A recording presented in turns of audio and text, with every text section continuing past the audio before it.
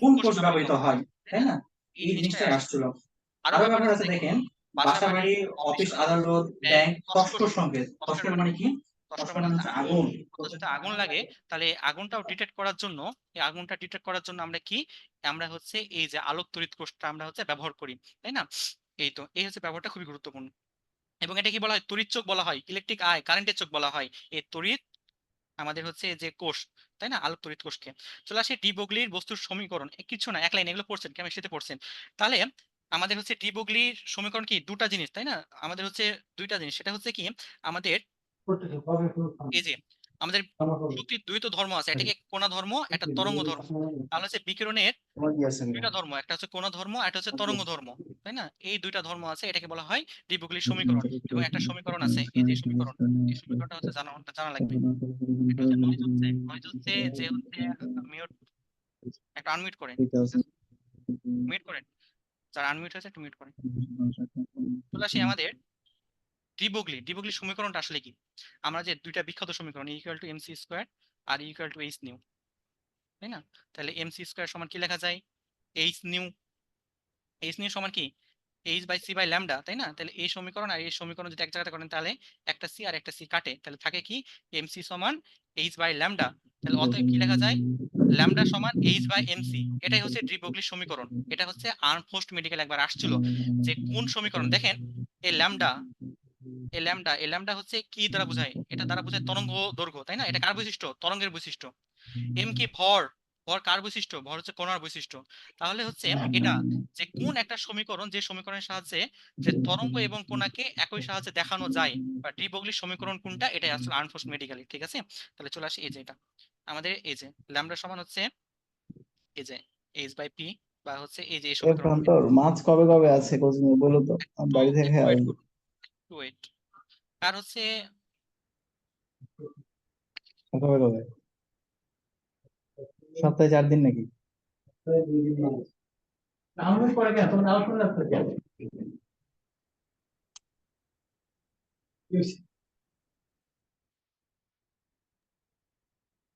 Hello,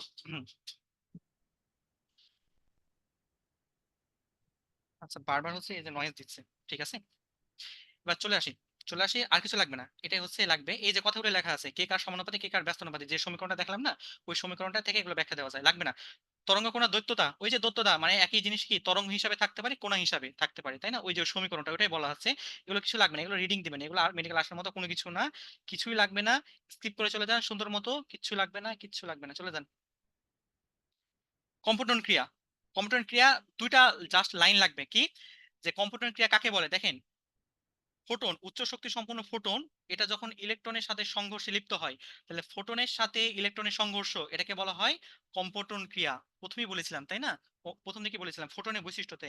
তাহলে তখন কি হয়, তখন হচ্ছে আমাদের যে এই যে আমাদের হচ্ছে তরঙ্গ দৈর্ঘ্য বড় বড় তরঙ্গ দৈর্ঘ্যর হচ্ছে আমরা কিছু, আমরা হচ্ছে তরঙ্গ দৈর্ঘ্য পাই, এটা হচ্ছে কম্পটন ক্রিয়া। কিছু লাগবে না, ওটা জানা লাগবে না। তাহলে কম্পটন ক্রিয়া কি, ফোটনের সাথে ইলেকট্রনের সংঘর্ষ। এবং কম্পটন ক্রিয়ার দৈর্ঘ্য কত, দৈর্ঘ্যটা খুবই সুন্দর, এই যে এটা লেখা আছে দেখেন, কম্পটন ক্রিয়া এই তরঙ্গ দৈর্ঘ্যের মান কত, এই যে এটা কম্পটন ক্রিয়া দৈর্ঘ্য। কম্পটন ক্রিয়া দৈর্ঘ্য কত, 0 পয়েন্ট দেখেন, জিরো, জোড় সংখ্যা 2 4 6 8 অ্যাংস্ট্রম, ঠিক আছে না? 2 4 6 8 অ্যাংস্ট্রম, এটা হচ্ছে আমাদের কম্পটন ক্রিয়া দৈর্ঘ্য। এই মানটা জানা লাগবে, জাস্ট আর কিছু লাগবে না। এখান থেকে একটা লাইন, এগুলো লাগবে না, চলে আসেন এগুলো। হাইজেনবার্গের অনিশ্চয়তা নীতি কি, অনিশ্চয়তা নীতি হচ্ছে কেমিস্ট্রি পড়া, যে দুইটা কখনো একসাথে হচ্ছে নির্ণয় করা যায় না। যে কোণার অবস্থান যদি নির্ণয় করতে পারেন তাহলে ভরবেগ নির্ণয় করতে পারবেন না, এবং ভাইস ভার্সা, তাই না? দুইটা কখনো, এটাই হচ্ছে হাইজেনবার্গের অনিশ্চয় নীতি, যার হচ্ছে জেনে রাখবেন। এবং এটা সমান কি, এটা সমান, এটা সমান হচ্ছে del H, del X into del P. আপনাদের কেমিস্ট্রি বই দেওয়া আছে, এটা সমান হচ্ছে H cut by 2 pi, H cut by 2 pi. Chemistry বই দেওয়া আছে কি এইচ বাই 4 পাই, দুটাই সঠিক। এখানে এটা কাট দেওয়া আছে, এইচ এর উপর মাথায় দেখেন একটা কাট চিহ্ন দেওয়া আছে, তাই না? তাহলে এইচ কাট বাই 2 পাই, অথবা কেমিস্ট্রি ভাষায় এইচ বাই 4 পাই। এই জিনিসটা একটু খেয়াল রাখেন, কেমিস্ট্রির সাথে একটু তুলনা করে। কিছু লাগবে না, এখানে একটা লাইন পড়লে পড়তে পারেন, ইনফরমেশনের জন্য আসবে তাও না। দেখেন ইলেকট্রন কেন নিউক্লিয়াসের ভিতর থাকতে পারে না, কারণ ইলেকট্রনকে যদি নিউক্লিয়াসের ভিতর থাকা লাগে তাহলে যে 23 মেগা ইলেকট্রোভোল্ট শক্তি লাগবে, কিন্তু একটা ইলেকট্রনের শক্তি 4 মেগা ভোল্টের বেশি হতে পারে না। এই কারণে এটা থাকতে পারে না ইলেকট্রন নিউক্লিয়াসের ভিতরে। শেষ, অধ্যায় শেষ আমাদের, এই অধ্যায়টা শেষ। তাহলে এই অধ্যায় থেকে আর কি জানা লাগবে, এই অধ্যায় থেকে কিছু সারসংক্ষেপ। কেমিস্ট্রির হচ্ছে শুধুমাত্র ভিতরে জিনিস পড়বেন এবং সারসংক্ষেপ গুলো পড়বেন, ঠিক আছে? সারসংক্ষেপে অনেক অ্যাটিপিক্যাল কথা লেখা থাকে এবং অনেক উল্টাপাল্টা কথা লেখা থাকে। মানে হচ্ছে অনুশীলনের ভিতরে এক কথা, আপনার হচ্ছে সারসংক্ষেপ এক কথা, অনুশীলনের হচ্ছে যে আপনাদের এমসিকিউ আছে সেখানে উত্তরে দেখবেন আরেক কথা। এই কেমিস্ট্রি খুবই মানে একটা ঝামেলা, মানে হচ্ছে কনফিউজ ফেলে দেয় আমাদের স্টুডেন্ট গুলোকে। তারপরে কিছু না, আমরা এভাবে পার হয়েছি, আপনারা ইনশাল্লাহ এভাবে পার হয়ে যাবেন, ঠিক আছে? এগুলো আমাদের লাগবে না, চলে যায়। এগুলো চলে যায় সারসংক্ষেপটা, তাই না? সারসংক্ষেপে অনেক সুন্দর সুন্দর এক কথা লেখা আছে, অ্যাটিপিক্যাল কিছু কথা লেখা আছে, আমরা যা পড়ছি ম্যাক্সিমামই চলে আসছে, এর মধ্যে চলে আসছে। এগুলো লাগবে না, চলে যায় আমাদের পরের অধ্যায় চলে আসে। এগুলো এমসি গুলো একটু প্র্যাকটিস করে নিন, ঠিক আছে? এবং যে এমসি গুলো পারবেন না সেগুলো হাইলাইট করে রাখবেন, গুরুত্বপূর্ণ গুলো যেন হচ্ছে আপনারা কি আপনারা হচ্ছে যে পরীক্ষার আগের দিন যেন শুধুমাত্র ওগুলো জিনিসগুলো হচ্ছে দুই রকম আমাদের পড়া। একটা হচ্ছে রেসিডুয়াল পড়া, যেগুলো আপনি যদি 1 মাস আপনাকে বই না দিই আমি, আপনাকে যদি 1 বছর নাও বই দিই, তারপর আপনি সেগুলো পারবেন। আরেক রকম জিনিস আছে যেগুলো হচ্ছে আপনি যদি পরীক্ষার আগে না দেখে যান, যেমন হচ্ছে পিএইচ এর মান, বিভিন্ন তাপমাত্রার মান, অনেক কিছু আছে যেগুলো হচ্ছে পরীক্ষার আগে না দেখে গেলে পারবেন না। এই জিনিসগুলো দুটো আলাদা করা লাগবে। কোনগুলো আমি পারি, কোনগুলো আমি পারি না, কোনগুলো কম পারি, কোনগুলো বেশি ভুল করি, এটা ভাই আমি না, এটা সবার ক্ষেত্রে আলাদা আলাদা জিনিস। আপনার কোনটা, আপনি কোথায় দুর্বল, আপনি কোথায় শক্তিশালী, সেটা আপনি নিজেই জানেন, তাই না? এগুলো আপনাকে বের করা লাগবে। আমি কি করতাম পরীক্ষার আগে, মানে বই তো অনেক, তাই না? এই যে এত মোটা বই, যেগুলো আমি পারতাম না বা যেগুলো হচ্ছে আমার ভুল যেত বেশি, ওই পেজটা আমি ভাঁজ দিয়ে রাখতাম। পরীক্ষার আগে যখন পরীক্ষা হতো, শুধুমাত্র ওই পেজটা আমি উল্টে ওই টপিকটা দেখে নিতাম। তাহলে হচ্ছে এই কারণে হচ্ছে এমসিকিউ গুলো আমার ভুল যেত কম, ঠিক আছে না? যে যার মতো টেকনিক, এটা আমার টেকনিক ছিল। আপনাদের এক একজনের টেকনিক, কেউ হচ্ছে কম পড়ে হয়ে যায়, কার 8-10 ঘন্টা 10 ঘন্টা পড়া লাগে। আমি হচ্ছে 4-5 ঘন্টা পড়তাম, সারাদিন ঘুমাতাম, পড়তাম, খেলতাম, এই তো, ঠিক আছে? এক একজনের ক্যাপাসিটি এক এক রকম, সবার ক্ষেত্রে যে একই সূত্র প্রযোজ্য হবে তাও না। চলে আসে আমাদের পরের অধ্যায়, সবাই বের করেন 9 অধ্যায়, দ্রুত আমরা যাবো। এখানে হচ্ছে দুইটা পার্ট আছে, পরমাণুর মডেল এবং হচ্ছে নিউক্লিয়ার পদার্থ বিজ্ঞান। পরমাণু মডেল হচ্ছে কেমিস্ট্রি পড়া, তাই না? এই কেমিস্ট্রি পড়াগুলো আমরা দ্রুত আমরা চলে যাব। আসেন সূচনাতে। সূচনাতে একটা লাইন জানা লাগবে, বিজ্ঞানী ডাল্টন পরমাণুর অবিভাজ্য সংক্রান্ত ধারণা প্রবর্তক, একটা ইনফরমেশন। এগুলো লাগবে না, এইগুলো বারবার আমরা পাবো। প্রোটনকে আবিষ্কার করেছেন নিউটন, আবিষ্কার করেছেন কি আমাদের, নিউক্লিয়াস আবিষ্কার করেছেন রাদারফোর্ড। রাদারফোর্ডের সাথে আরো দুটো সহযোগী বিজ্ঞানী ছিল, খুব গুরুত্বপূর্ণ তাও না, তাই না? এগুলো পড়বো আমরা, সামনে দেখাবো, এই জন্য দেখালাম না, স্কিপ করে গেলাম। এখানে একটা লাইন আছে দেখেন, যে অ্যাটম বা পরমাণু, এই নামটা কি দিয়েছেন, ডেমোক্রিটাস, তাই না? এই যে এই ছোট ইনফরমেশন গুলোই লাগবে মেডিকেলের জন্য, খুব গুরুত্বপূর্ণ, আহামরি যে না ভুলে গেলেও চলবে, সমস্যা নাই। এই এটা একটা আছে ইনফরমেশন জাস্ট, যে রবার্ট বয়েল সর্বপ্রথম মৌলিক পদার্থ সম্পর্কে ধারণা দেন। তাহলে মৌলিক পদার্থ সম্পর্কে ধারণা দেন কে? Robert boil. এই তো, এখানে একটা কথা লেখা আছে যে ডাল্টন, ডাল্টন তিনটা মতবাদ দিয়ে গেছিলেন, তার হচ্ছে মাথায় যে তিনটা চিন্তা আসছিল, 1, 2, 3, তার মধ্যে 1 নাম্বার যেটা আমরা বিশ্বাস করি না, 2 আর 3 এখনো, এটা এখনো আছে, সচল আছে।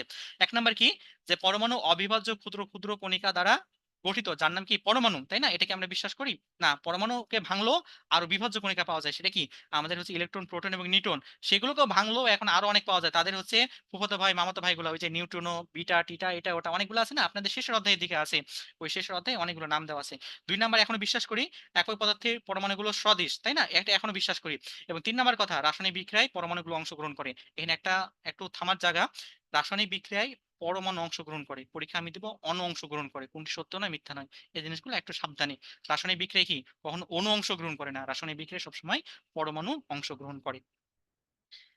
আমাদের ইলেকট্রন আবিষ্কার করেন কে? স্যার জে জে থমসন, তাই না? এই জিনিসটা লাগবে, স্যার জে জে থমসন 1897 সালে। সালটা খুব গুরুত্বপূর্ণ না মেডিকেলের জন্য, মেডিকেলের সাল জিনিস খুবই কম পড়ে, সংখ্যা জাতীয় জিনিস এখন খুব কম পড়ে, ঠিক আছে? শুধুমাত্র বিজ্ঞানীটার নাম জানলে যথেষ্ট। তাহলে হচ্ছে আমাদের এই যে থমসন, আবার নয়েজ, আবার নয়েজ হচ্ছে। তাহলে সাজে যে থমসন শুধু ইলেকট্রন যে আবিষ্কার করে শুধুমাত্র হচ্ছে তিনি হচ্ছে মানে থেমে যাননি, তিনি একটা পরমাণুর মডেল দিয়েছেন, তাই না?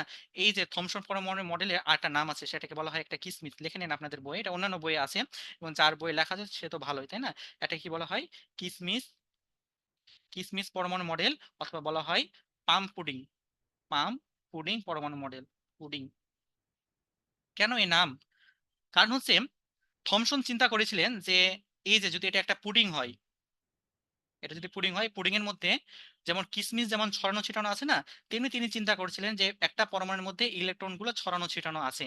ওই কনসেপ্টটাকেই তিনি কাজে লাগিয়ে বলছেন যে এটাই, এটাই বলা হয়েছে আমাদের থমসনের পরমাণু মডেল, তাই না? থমসনের পরমাণু মডেল আরেকটা নাম কি আমাদের হচ্ছে কিসমিস পরমাণু মডেল বা পাম পুডিং পরমাণু মডেল। আর কিছু জানা লাগবে না, এই কথাটি লেখা যায় যে কিসমিস যেমন ছড়ানো ছিটানো থাকে, গল্প দরকার নেই। রাদারফোর্ডের আলফা কোণের পরীক্ষা চলে আসে এখানে। এখান থেকে কি জানা লাগবে? কেমিস্ট্রিতে পড়ছেন, আবার রিভিশন হয়ে যাবে, এখানে এই জিনিসটা জানা লাগবে যে এই যে সোনার পুরুত্ব, কোন তেজস্ক্রিয় রশ্মি? পোলোনিয়াম। কত আঘাতে আঘাত করা হয়েছিল এই যে পাতে? সেটা হচ্ছে 7.68 মেগাইলেক্ট্রোভোল্ট। কেমিস্ট্রি আলার সাথে ফিজিক্স আলার আরেক মারামারি এখানে। দেখেন, কেমিস্ট্রিতে সোনার পাতের পুরুত্ব একটা দেওয়া ছিল, তেজস্ক্রিয় পোলোনিয়াম ওখানে কিন্তু একটা রেডিয়াম নাকি একটা দেওয়া আছে, তাই না? তাহলে কি করবেন? তাই না? কি করবেন? সমস্যা হচ্ছে এইখানে। কারণটা কি জানেন? আমাদের বাংলাদেশে যে বইগুলা আছে সেই বইগুলা, কেমিস্ট্রি বইগুলা, কেমিস্ট্রি ইংলিশ বইয়ের বাংলা অনুবাদ, ফিজিক্স বইগুলো হচ্ছে ফিজিক্সের বাংলা অনুবাদ, তাই না? এই কারণে এক এক বই এক এক রকম মান চলে আসে, এক এক বই এক এক রকম সাল চলে আসে। এর কারণে হচ্ছে আমরা স্টুডেন্ট গুলা আমরা হচ্ছে অনেক কনফিউশনে ভুগি, যা কি করব না করব। কেমিস্ট্রিতে দেখে থাকবেন, কেমিস্ট্রিতে কি লেখা আছে? এই সোনার পাতের পুরুত্ব কত? সোনার পাতের পুরুত্ব কিন্তু আসে বা গুরুত্বপূর্ণ, ঠিক আছে? দেখবেন 0.0 চারটা শূন্য, তাই না? 0.004 সেন্টিমিটার এরকম একটা দেওয়া আছে না? তাহলে এই জিনিসটা খেয়াল রাখবেন, যদি দশমিকে এভাবে দেওয়া থাকে তাহলে বুঝবেন সেটা কেমিস্ট্রি বই থেকে আসছে।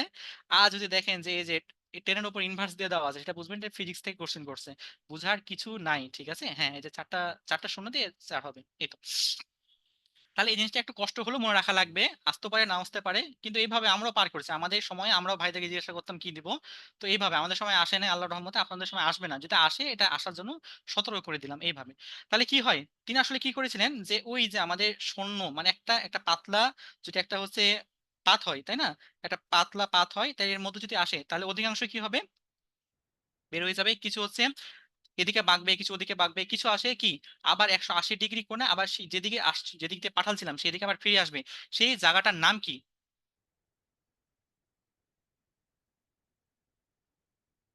হ্যাঁ, চলে আসি হচ্ছে এই যে যেখানে 180 ডিগ্রিতে বাঁকে, তাই না?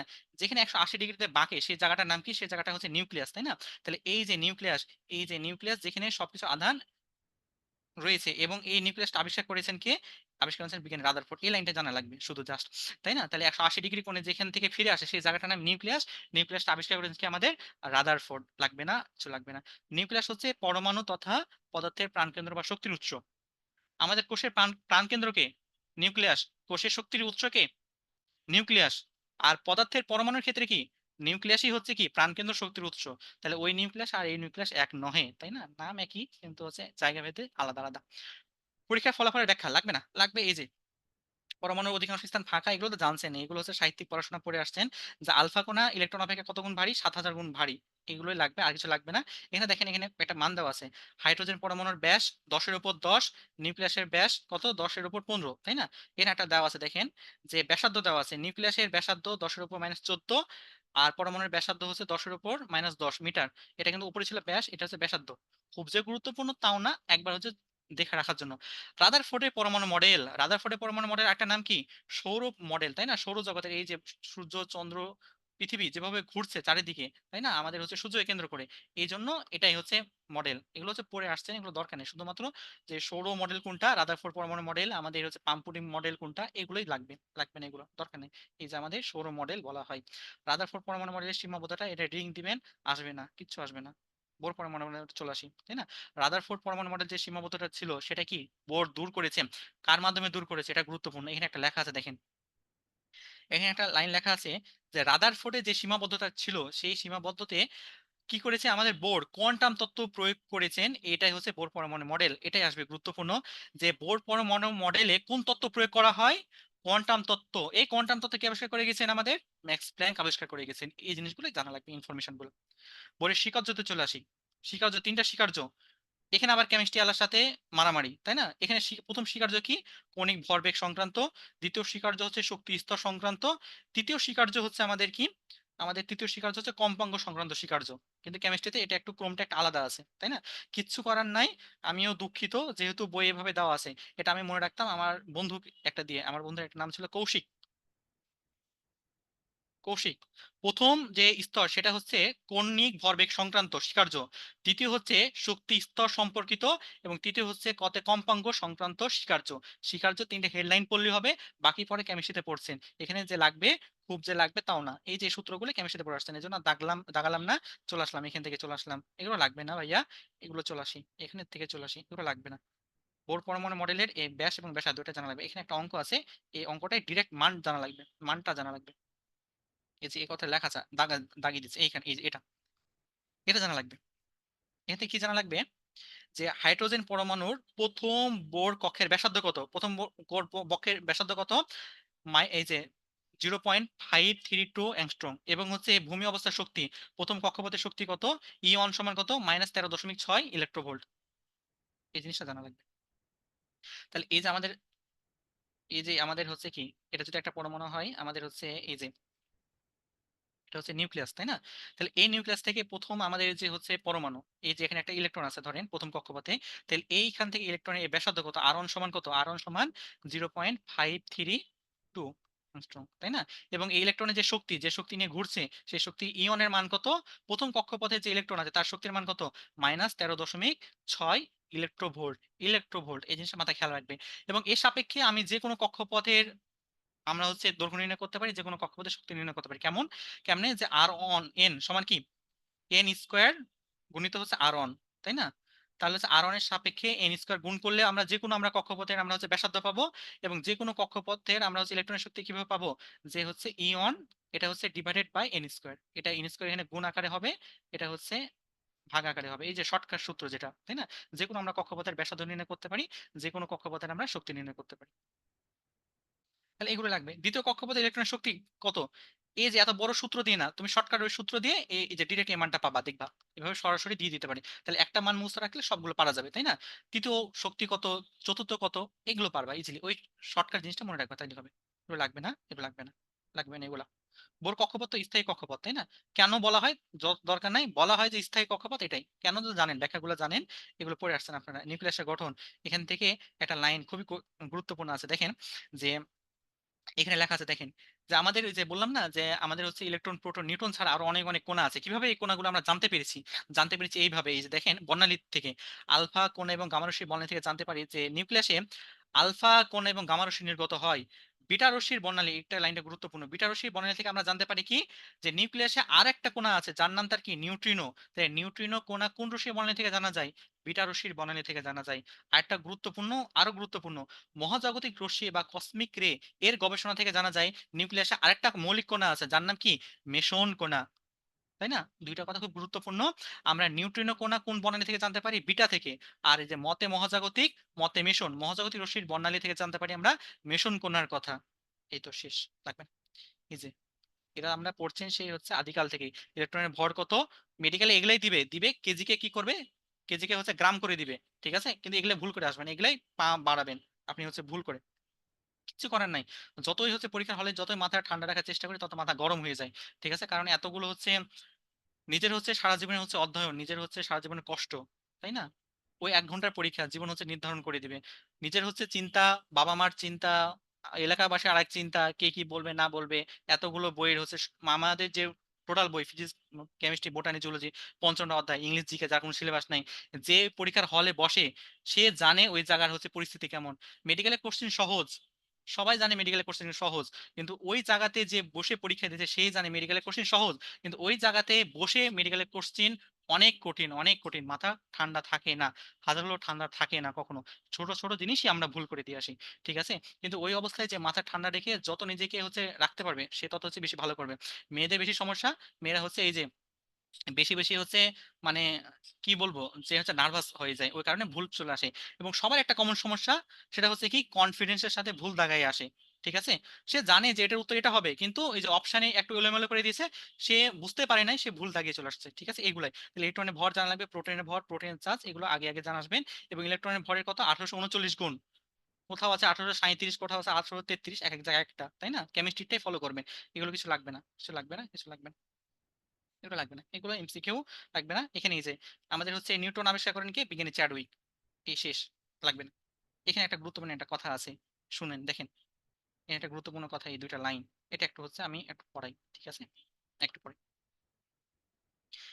যে কি, আমাদের দেখেন এই জিনিসটা একটু দেখেন, যে আমরা হচ্ছে নিউটন কি, নিউটন হচ্ছে নিউট্রাল, তাই না? নিউটনের চার্জ কত, মানে হচ্ছে নিউট্রাল জিনিস মানে পজিটিভ নেগেটিভ, তাই না? দুইটা আছে, নিউটনের চার্জ হচ্ছে আমরা যদি জিরো আমরা ধরি, তাহলে নিউটন যখন যদি ভাঙে, নিউটন ভেঙে যদি প্রোটন হয়, মানে একটা পজিটিভ হয়, অবশ্যই কি একটা নেগেটিভ নির্গত করা লাগবে, তাই না? এর মানে কি হচ্ছে, যে আমাদের নিউটন, এই নিউটন যদি হচ্ছে আমাদের প্রোটনে হচ্ছে যদি আমাদের রূপান্তরিত হয়, তাহলে কি নির্গত হবে, আমাদের ইলেকট্রন নির্গত হবে। এটা কথা সহজ, কিন্তু আরেকটা কথা একটু ঝামেলা আছে। দেখেন, যদি প্রোটন, প্রোটন মানে কি, পজিটিভ চার্জ, এটা যদি হচ্ছে নিউটনে কনভার্ট হয়, নিউটন মানে জিরোতে কনভার্ট হয়, তাহলে কি নির্গমন করা লাগবে? দেখেন দেখেন উপরের সমীকরণটা দেখেন, প্লাস এবং মাইনাস মিলে হয় জিরো, তাই না? তাহলে জিরোর সাথে কি যোগ করলে প্লাস হবে? তাহলে অবশ্যই একটা প্লাস কিছু নির্গমন করা লাগবে। তাহলে এটাকে বলা হয় পজিট্রন। এই কোণার নাম হচ্ছে পজিট্রন। এ পজিট্রন কি? পজিট্রন হচ্ছে ইলেকট্রনের ভাই। ইলেকট্রন হচ্ছে নেগেটিভ, ইলেকট্রনের অপোজিট কোণা, ইলেকট্রনের বিপরীত কোণাকে বলা হয় পজিট্রন। মানে হচ্ছে পজিটিভ চার্জযুক্ত, ধনাত্মক চার্জযুক্ত ইলেকট্রনকে বলা হয় পজিট্রন। এই কথাটা বলার জন্য আমি আসলাম এখানে। এই লেখাটা দেখেন, নিউট্রন, এই নিউট্রন যখন প্রোটনে রূপান্তরিত হবে তখন কি হবে? ইলেকট্রন নির্গত হবে। এবং প্রোটন যদি নিউটনে নির্গত হয় তখন কি নির্গত হবে? পজিট্রন। এই পজিট্রনটা কি? এই যে দেখেন ধনাত্মক ই এর উপর পজিটিভ দেওয়া আছে না, তাহলে এটা হচ্ছে কি একটা পজিট্রন, মানে কি এটা হচ্ছে ধনাত্মক ইলেকট্রন, তাই না? এই জিনিসটা হচ্ছে জানা লাগবে, এটার জন্য আমি আসলাম আপনাকে। বুঝছেন এটা? চলে আসি পরে। এই যে ইনফরমেশন জানা লাগবে, আমাদের হচ্ছে নিউক্লিয়াস আবিষ্কার করেন কে? রাদারফোর্ড। প্রোটন আবিষ্কার করেন কে? রাদারফোর্ড। ইলেকট্রন আবিষ্কার করেন কে? থমসন। নিউট্রন আবিষ্কার করেন কে? চ্যাডউইক, তাই না? ওই ইনফরমেশন গুলো জানা লাগবে, লাগবে না আর কিছু। চলে আসি পরের টপিক, নিউক্লিয় বল। নিউক্লিয় বলটা কি? আমাদের হচ্ছে নিউক্লিয় বল কাকে বলা হয়? ওই যে আমাদের হচ্ছে নিউক্লিয়াসের মধ্যে যে আমাদের ইলেকট্রন, প্রোটন আর নিউট্রন আছে, তাকে হচ্ছে ধরে রাখার জন্য যে বল, সেই বলটা কি আকর্ষণধর্মী, ওইটা হচ্ছে আমাদের নিউক্লিয় বল, তাই না? এই নিউক্লিয় বল, এই নিউক্লিয় বলে দেখেন, এই নিউক্লিয় বলের প্রকৃতি কি? প্রকৃতি হচ্ছে আকর্ষণধর্মী, এই যে আকর্ষণধর্মী, এটাই আসবে। এবং এই নিউক্লিয় বলের একটা নাম আছে, নাম কি? ইউকাওয়া। কোন কাওয়া? ইউকাওয়া বল। নিউক্লিয় বলের একটা নাম হচ্ছে ইউকাওয়া বল। নিউক্লিয় বলের বৈশিষ্ট্য লাগবে। নিউক্লিয় বলের বৈশিষ্ট্য দেখেন, এ বল অনেক তীব্র, এটা হচ্ছে আকর্ষণ বল, মানে এই বলের প্রকৃতি আকর্ষণধর্মী। এ বল হচ্ছে আধান নিরপেক্ষ। এই বল হচ্ছে স্বল্প পাল্লার বল। দেখেন নিউক্লিয় বলের পাল্লা 10⁻⁻14। সবল নিউক্লিয় বলের পাল্লা পরে আসলাম 10⁻⁻15। দুর্বল নিউক্লিয় বলের পাল্লা 10⁻⁻16। জিনিসগুলো একই কিন্তু, ঠিক আছে? সব নিউক্লিয় বলের পাল্লা কত? 14, 10⁻⁻14। আমরা হচ্ছে আগের অধ্যায়ে পড়ে আসলাম সবল নিউক্লিয় বলের পাল্লা 10⁻⁻15 আর দুর্বলটা 10⁻16। এক জায়গাতে করে রাখবেন, সুবিধা হবে। এই যে 5 নাম্বারটা থেকে মেডিকেল একটা কোশ্চেন আসছিল। 5 নাম্বারটা কি লেখা আছে দেখেন, যে কোশ্চেনটা ছিল এরকম যে কোথায় নিউক্লিয়, কোন কোণার উপর নিউক্লিয় বলের প্রভাব নেই? অপশন ছিল ইলেকট্রন, অপশন ছিল প্রোটন, অপশন ছিল নিউট্রন, অপশন ছিল নিউট্রিনো, এরকম ছিল। তো সবাই ভাবছে ইলেকট্রন প্রোটন নিউট্রন এটা তিন ভাই সবসময় এক জোড়াতে থাকে, এটা হবে না। নিউট্রিনো নতুন নতুন লাগছে, এটা মেরে আসি। কিন্তু ভুল কনসেপ্ট, যদি এটা ভালোভাবে না থাকে তাহলে হবে না। তাহলে সবল নিউক্লিয় বল, নিউক্লিয় বল কোথায় হবে বলেন তো? নিউক্লিয় বল সবসময় প্রযোজ্য হবে নিউক্লিয়াসের ভিতর, তাই না? এই যে নিউক্লিয়াসের ভিতর। আর ইলেকট্রন কোথায় থাকে? বাইরে থাকে, তাই না? ইলেকট্রনটা বাইরে থাকে, তাহলে ইলেকট্রনের উপর কি প্রযোজ্য হবে? ইলেকট্রনের উপর কখনো নিউক্লিয় বল প্রযোজ্য হবে না, এটা লেখা আছে। প্রোটন এবং নিউট্রন এদের উপর হচ্ছে নিউক্লিয় মিথস্ক্রিয়া অংশগ্রহণ করে, মানে এদের উপর নিউক্লিয় বল প্রযোজ্য। কিন্তু ইলেকট্রন, যারা নিউক্লিয় মিথস্ক্রিয়া অংশগ্রহণ করে না, অর্থাৎ যাদের উপর নিউক্লিয় বলের কোনো প্রভাব নেই, এই কথাটা খেয়াল রাখবেন। তাহলে ইলেকট্রনের উপর নিউক্লিয় বলের প্রভাব নেই, কারণ কি? ইলেকট্রন হচ্ছে কি আমাদের হচ্ছে, এটা নিউক্লিয়াসের বাইরে থাকে, তার কারণে কি নিউক্লিয় বলের প্রভাব নেই। এই জিনিসগুলোই সহজ, কিন্তু পরীক্ষার হলে উলটপালট করবেন। চলে আসে আমাদের পরের টপিক, তেজস্ক্রিয়তা, খুবই গুরুত্বপূর্ণ। আমাদের একটা অধ্যায়, মানে আমাদের এই অধ্যায়ে দুটো অংশ, একটা হচ্ছে পরমাণু মডেল আর তেজস্ক্রিয়তা। পরমাণু মডেল শেষ, তেজস্ক্রিয়তা হলে আমাদের অধ্যায় শেষ হয়ে যাবে, ঠিক আছে? আজকে আমাদের লেকচার শেষ হয়ে যাবে। তাহলে তেজস্ক্রিয়তা, তেজস্ক্রিয়তা কি? তেজস্ক্রিয়তা হচ্ছে, ধরেন আপনি হচ্ছে, আপনারা তো অনেক পড়াশোনা করছেন, তাই না? যখন হচ্ছে ফিজিক্স কেমিস্ট্রি সবগুলো আপনাদের একটা দিয়ে আসছেন, তাই না? যখন পরীক্ষার, মেডিকেল পরীক্ষার আগের দিন, মেডিকেল পরীক্ষার আগের দিন যখন দেখবেন যে অনেকগুলো বইয়ের অনেক পড়া, সবকিছু পড়া, রিভিশন দিবেন কোথায় আপনি বুঝতে পারবেন না যে এটা দিব কি ওইটা দিব কোনটা দিব, তখন কি হবে? সকালে উঠে দেখছেন, মানে আপনি হচ্ছে রাতে এত পড়া পড়ছেন যে সকালে উঠে ঘুম থেকে উঠে দেখছেন আপনার এই যে এতগুলো জ্ঞান, জ্ঞানগুলো হচ্ছে বের হচ্ছে আলো আকারে, বের হচ্ছে আলফা বিটা গামা আকারে বের হচ্ছে, এত হচ্ছে জ্ঞান অর্জন হয়েছে, তাই না? এটা বলার কারণ কি? এটা বলার কারণ হচ্ছে একটা, যে হচ্ছে আমাদের এই যে, আমাদের হচ্ছে এই যে বিসমাথ, যার মাথা ঠিক আছে 83 দিন, তাই না? 83 পর্যন্ত আমাদের হচ্ছে যে, আমাদের হচ্ছে যে হচ্ছে যার পারমাণবিক সংখ্যা 83 আর ভর সংখ্যা 209, এই পর্যন্ত হচ্ছে আমাদের, মানে হচ্ছে তেজস্ক্রিয়তা প্রদর্শন করে না, এই পর্যন্ত সবাই হচ্ছে নর্মাল। বিসমাথ মানে যার মাথা ঠিক আছে, তাহলে সবচেয়ে স্থায়ী নিউক্লিয়াস কোনটা? বিসমাথ, যার হচ্ছে পারমাণবিক সংখ্যা কত? 83 এবং ভর সংখ্যা 209। এরপরে শুরু হয় আলফা বিটা গামা, এগুলো নির্গমন হওয়া শুরু হওয়া। তাহলে তেজস্ক্রিয়তা হওয়ার দুইটা সত্য, দুইটা সত্য কি? পারমাণবিক সংখ্যা 83-র বেশি হওয়া লাগবে বা ভর সংখ্যা 209-এর বেশি হওয়া লাগবে। এবং আরেকটা সত্য আছে, আরেকটা সত্য এই যেটা, আরেকটা সত্য হচ্ছে এটা, যে নিউট্রন এবং প্রোটন সংখ্যার অনুপাত 1.5 অপেক্ষা বেশি হওয়া লাগবে। তাহলে হচ্ছে আমাদের প্রকৃতির, আমাদের হচ্ছে তেজস্ক্রিয়তা দুইটা সত্য, একটা হচ্ছে পারমাণবিক সংখ্যা, একটা হচ্ছে কি প্রোটন, আর হচ্ছে নিউট্রন সংখ্যার অনুপাত, তাই না? এই তো। চলে আসি, তেজস্ক্রিয়তা কাকে বলে? স্বতঃস্ফূর্ত ভাবে এই তেজস্ক্রিয় রশ্মি নির্গমন ঘটনাকে বলা হয় আমাদের তেজস্ক্রিয়তা, আমাকে বলা হয় তেজস্ক্রিয়তা। এই যে কয়েকটা কথা খুবই গুরুত্বপূর্ণ, মেডিকেলে আসে যে কোনটা মানে হচ্ছে সত্য ও মিথ্যা নয়, কথাগুলো আস্তে আস্তে পড়ছি। দেখেন, তেজস্ক্রিয়তা একটি স্বতঃস্ফূর্ত, পরীক্ষা করে দেবো অস্বতঃস্ফূর্ত। পরীক্ষা লেখা আছে দেখেন বিচ্ছিন্নকারী, পরীক্ষা আমি করে দেবো অবিচ্ছিন্নকারী। লেখা আছে অবিরাম, পরীক্ষা করে দেবো আমি সবিরাম। এই শব্দগুলো একটু মাথায় রাখা লাগবে, তাই না? তাহলে তেজস্ক্রিয়তার বৈশিষ্ট্য কি? এটা একটা স্বতঃস্ফূর্ত, একটা স্বীয় বিচ্ছিন্নকারী, অবিরাম প্রক্রিয়া। এটা হচ্ছে একটা নিউক্লিয় ঘটনা। এটা একটা প্রকৃতি নিয়ন্ত্রিত, মানুষের কোনো হাত নেই। এটা তাপ, চাপ, চৌম্বক কোনো ক্ষেত্র দ্বারা প্রভাবিত হয় না। এগুলোই আসবে প্রশ্ন, যে তেজস্ক্রিয়তার বৈশিষ্ট্য নয় কোনটি, নয় কোনটি, হ্যাঁ সত্য মিথ্যা, এগুলো প্রশ্ন। ঠিক আছে, এবার চলে আসি ভিতরে দুইটা লাইন আছে। তেজস্ক্রিয়তা আবিষ্কার করেন কে? বেকেরেল। তাহলে এই বেকেরেল তেজস্ক্রিয়তা আবিষ্কার করেন কোন হচ্ছে মৌল থেকে? ইউরেনিয়াম থেকে, মৌল থেকে। এবং আরো দুইজন স্বামী আছে, স্বামী স্ত্রী এক দম্পতি আছে, নাম তার পিয়েরে কুরি এবং মাদাম কুরি। তারা কোথায়? তারা থোরিয়াম, থোরিয়াম মনে রাখেন আর না রাখেন, কিন্তু হচ্ছে আমাদের যে বেকেরেল সাহেব আমাদের হচ্ছে ইউরেনিয়াম থেকে আবিষ্কার করেছেন, এটা অবশ্যই মনে রাখা লাগবে। ঠিক আছে, এই তো। তেজস্ক্রিয়তার কারণ, এই যে আবার লেখা যায় বিচ্ছিন্নকারী অবিরাম প্রক্রিয়া, এটা মনে রাখবেন যে সবিরাম নয়। ঠিক আছে, এগুলা এগুলো আমরা পড়ে নিয়েছি, অবশ্যই পড়ে নিয়েছি। তেজস্ক্রিয়তার একক, তাহলে তেজস্ক্রিয়তা দুইজন পরীক্ষা করেছেন, তাই না? একটা বেকারেল আর একটা হচ্ছে দম্পতি, কুড়ি দম্পতি। একক হচ্ছে কয়টা? দুইটা একক। একটা হচ্ছে কুড়ি একক, একটা হচ্ছে বেকারেল একক। এসা একক কোনটা? এসা একক হচ্ছে আমাদের বেকারেল। এটা হচ্ছে বেকারেল। কাকে বলা হয়? বেকারেল হচ্ছে এক সেকেন্ডে, এক সেকেন্ডে যদি হচ্ছে একটা পরমাণু ভাঙে সেটাকে বলা হয় এক বেকারেল। সেটাকে বলা হয় আমাদের এক বেকারেল বলা হয়, এক বিকিউ, এক বেকেরেল বলা হয়। আর এক সেকেন্ডে যদি হচ্ছে আমাদের এই যে 3.7 ইন্টু 10 টু দি পাওয়ার 10 এত সংখ্যক পরমাণু ভাঙে, তাহলে সেটাকে বলা হয় এক কুড়ি বলা হয়, তাই না? এই যে মানটাই জানা লাগবে। তাহলে এক কুড়ি সমান হচ্ছে এত বিয়োজন পার সেকেন্ড, বা হচ্ছে এত বেকেরেল। দেখেন সংখ্যাটা অনেক সুন্দর, থ্রি 3.7 ইন্টু 10 টু দি পাওয়ার 10, তাই না? 3 আর 7 যোগ করলে কত হয়? 10, তাই না? এই যে 3.7 ইন্টু 10 টু দি পাওয়ার 10, এই তো। এগুলো লাগবে না, লাগবে না। তেজস্ক্রিয় সংক্রান্ত কয়েকটা রাশি।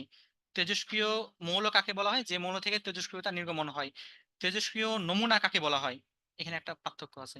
তাহলে তেজস্ক্রিয় মৌল আর নমুনার মধ্যে পার্থক্য কি? নমুনা দেখেন, তেজস্ক্রিয় মৌল হচ্ছে যে যে মৌল থেকে, আর তেজস্ক্রিয় নমুনা কি? যে বস্তুখণ্ড থেকে। এর মানে হচ্ছে যে এটা একটা ধরেন একটা, এটা ধরেন হচ্ছে একটা ইউরেনিয়াম, ইউরেনিয়ামের একটা হচ্ছে একটা বস্তুখণ্ড, তাই না? 1 কেজির একটা ইউরেনিয়াম এর পাত, এটা হচ্ছে তেজস্ক্রিয় নমুনা। এবং এই তেজস্ক্রিয় মানে 1 কেজির মধ্যে যখন একটা পরমাণু চিন্তা করবেন, তখন সেটা কি? তেজস্ক্রিয় মৌল। মানে দুটা জিনিস একই, তেজস্ক্রিয় মৌল জিনিসটা হচ্ছে ছোট, আর তেজস্ক্রিয় নমুনাটা হচ্ছে জিনিসটা ধারণটা বড়। তাই এটা একটা বস্তু খণ্ড যখন বলবে, তখন সেটা হচ্ছে তেজস্ক্রিয় নমুনা। যখন মৌল বলবে তখন তেজস্ক্রিয় মৌল। জনক পরমাণু, দুহিতা পরমাণু, এটা কি? এটা হচ্ছে যে কিছু কিছু দেখেন, আমাদের হচ্ছে স্থায়ী হতে গেলে, স্থায়ী হতে গেলে মিনিমাম কত লাগবে? 83 পারমাণবিক সংখ্যা লাগবে, তাই না? তাহলে এই জিনিসটা হচ্ছে যে যাদের হচ্ছে পারমাণবিক সংখ্যা অনেক বেশি, যেমন হচ্ছে ইউরেনিয়াম ধরেন যে 95, 200 হচ্ছে 35, তাই না? 235 আর হচ্ছে কি, এটা হচ্ছে 92। তাহলে এই যে হচ্ছে একবারই হচ্ছে 83-তে আসতে পারে না। এটা ধরেন যে সাপোজ একটা রেডনে আসলো, রেডনে ধরেন যে একবার ধরেন যে 86-তে আসলো, তারপরে 86 আসার পর সে 83-তে আসতে পারবে। মানে এরা হচ্ছে কি একবারই সে হচ্ছে মানে বিকিরণ করে করে সে হচ্ছে একবারই হচ্ছে স্থায়ী হতে পারে না। তাহলে এই যে এটা মাঝে একটা কি, এটাও একটা তেজস্ক্রিয়, তাই না? এও তো একটা তেজস্ক্রিয়, জন্ম দিল আরেকটা তেজস্ক্রিয়। তাহলে এটাকে বলা হয়, যে জন্ম দিল সে একটা কি, জনক। এটাকে বলা হয় জনক পরমাণু। যেটা দহন হলো সেটা হলো কি, দুহিতা পরমাণু। এটাই কথা বলা হচ্ছে এইখানে, জনক পরমাণু, দুহিতা পরমাণু এখানে। তাহলে জনক পরমাণু কি? যে তেজস্ক্রিয় মৌলের যেটা হচ্ছে জন্ম দেবে সেটা জনক, আর যেটা নতুন তৈরি হবে সেটা হচ্ছে কি, আমাদের হচ্ছে দুহিতা পরমাণু। লাগবে না, এগুলো কিছু লাগবে না, এগুলো লাগবে না। এই যে এখানে একটা কথা লেগেছে, কার্বন তেজস্ক্রিয় আইসোটোপ। কার্বন 14, একটা হচ্ছে তেজস্ক্রিয় আইসোটোপ। ঠিক আছে, কার্বন 14। কার্বন 12 কি বলেন তো? কার্বন 12 কোথায় পড়লাম? ওই যে আমাদের 1 AMU, ওখানে হচ্ছে কার্বন 12 ছিল। এইগুলো সংখ্যাগুলো কিন্তু খেয়াল রাখি। ঠিক আছে, তেজস্ক্রিয় আইসোটোপের ব্যবহার, তেজস্ক্রিয় আইসোটোপের ব্যবহার কৃষি ক্ষেত্রে, চিকিৎসা ক্ষেত্রে জাস্ট রিডিং। এবং দেখেন এই যে প্রত্নতাত্ত্বিক ধ্বংসাবশেষ, তাই না? আমাদের হচ্ছে আগের প্রাচীন যুগের হচ্ছে যত মমি আছে, বিভিন্ন হচ্ছে প্রত্নতাত্ত্বিক যে নিদর্শনগুলো, ওয়ারি বটেশ্বর থেকে শুরু করে মহেঞ্জোদারো, তাই না? সবগুলো হচ্ছে কি আমাদের এই যে তেজস্ক্রিয়তার আইসোটোপ ব্যবহার এখানে হয়েছে। তেজস্ক্রিয় কয় প্রকার? 2 প্রকার, প্রাকৃতিক আর একটা কৃত্রিম। নামের সাথে মিল আছে, তাই না? প্রাকৃতিক হচ্ছে এটা প্রকৃতিতে ঘটনা ঘটছে, এবং এটা উদাহরণটা গুরুত্বপূর্ণ। ইউরেনিয়াম, রেডিয়াম, থোরিয়াম, এগুলো হচ্ছে প্রাকৃতিক তেজস্ক্রিয়তার উদাহরণ। কৃত্রিম কোনগুলো? যেগুলো মানুষ করে। মানুষ এত বড় বড় মৌল নিয়ে কাজ করতে পারে না, মানুষ করে ছোট নিয়ে। এই যে দেখেন অ্যালুমিনিয়াম, মাত্র 13, তাই না? পারমাণবিক সংখ্যা কত? 13। তাহলে ছোট যে পারমাণবিক ভর, সেগুলো হচ্ছে কি কৃত্রিম তেজস্ক্রিয়তার উদাহরণ। উদাহরণটা গুরুত্বপূর্ণ। কৃত্রিম তেজস্ক্রিয়তার উদাহরণ কোনটি? বলে কি হবে? আমাদের তেজস্ক্রিয় ফসফরাস নির্গমন হবে। শেষ। তেজস্ক্রিয়তার ব্যবহার রিডিং আসার মতো মেটেরিয়াল কিছু নাই। তেজস্ক্রিয়তার বৈশিষ্ট্য অলরেডি পড়ছি। 83 বেশি হওয়া লাগবে, এটা অবিরাম প্রক্রিয়া, সবিরাম নয়, এটা কারো উপর নির্ভর করে না, দেখেন কোনো কিছু ক্ষেত্রের উপর নির্ভর করে না, আলফা বিটা গামা রশ্মি নির্গমন হয়, শেষ। চলে আসি এই জায়গাতে। তেজস্ক্রিয় রশ্মির হচ্ছে প্রকারভেদ। তেজস্ক্রিয় হচ্ছে রশ্মির প্রকারভেদ। দেখেন তেজস্ক্রিয় রশ্মি কি আবিষ্কার করেছেন কে? রাদারফোর্ড। এই অধ্যায়ে যত জায়গায় পাবেন বারবার রাদারফোর্ডের নাম পাবেন, সবকিছুতেই রাদারফোর্ডের আবিষ্কার আছে। তাহলে এই যে রাদারফোর্ডের সাথে আরেকজনের একটা নাম আছে, ঠিক আছে? তাহলে খুব যে গুরুত্বপূর্ণ তাও না, কিন্তু এই যে তেজস্ক্রিয় রশ্মি তিনটা, আলফা বিটা গামা, এটা একটু দেখি কি হয়েছিল তিনি। রাদারফোর্ড আসলে কি করতে চেয়েছিলেন?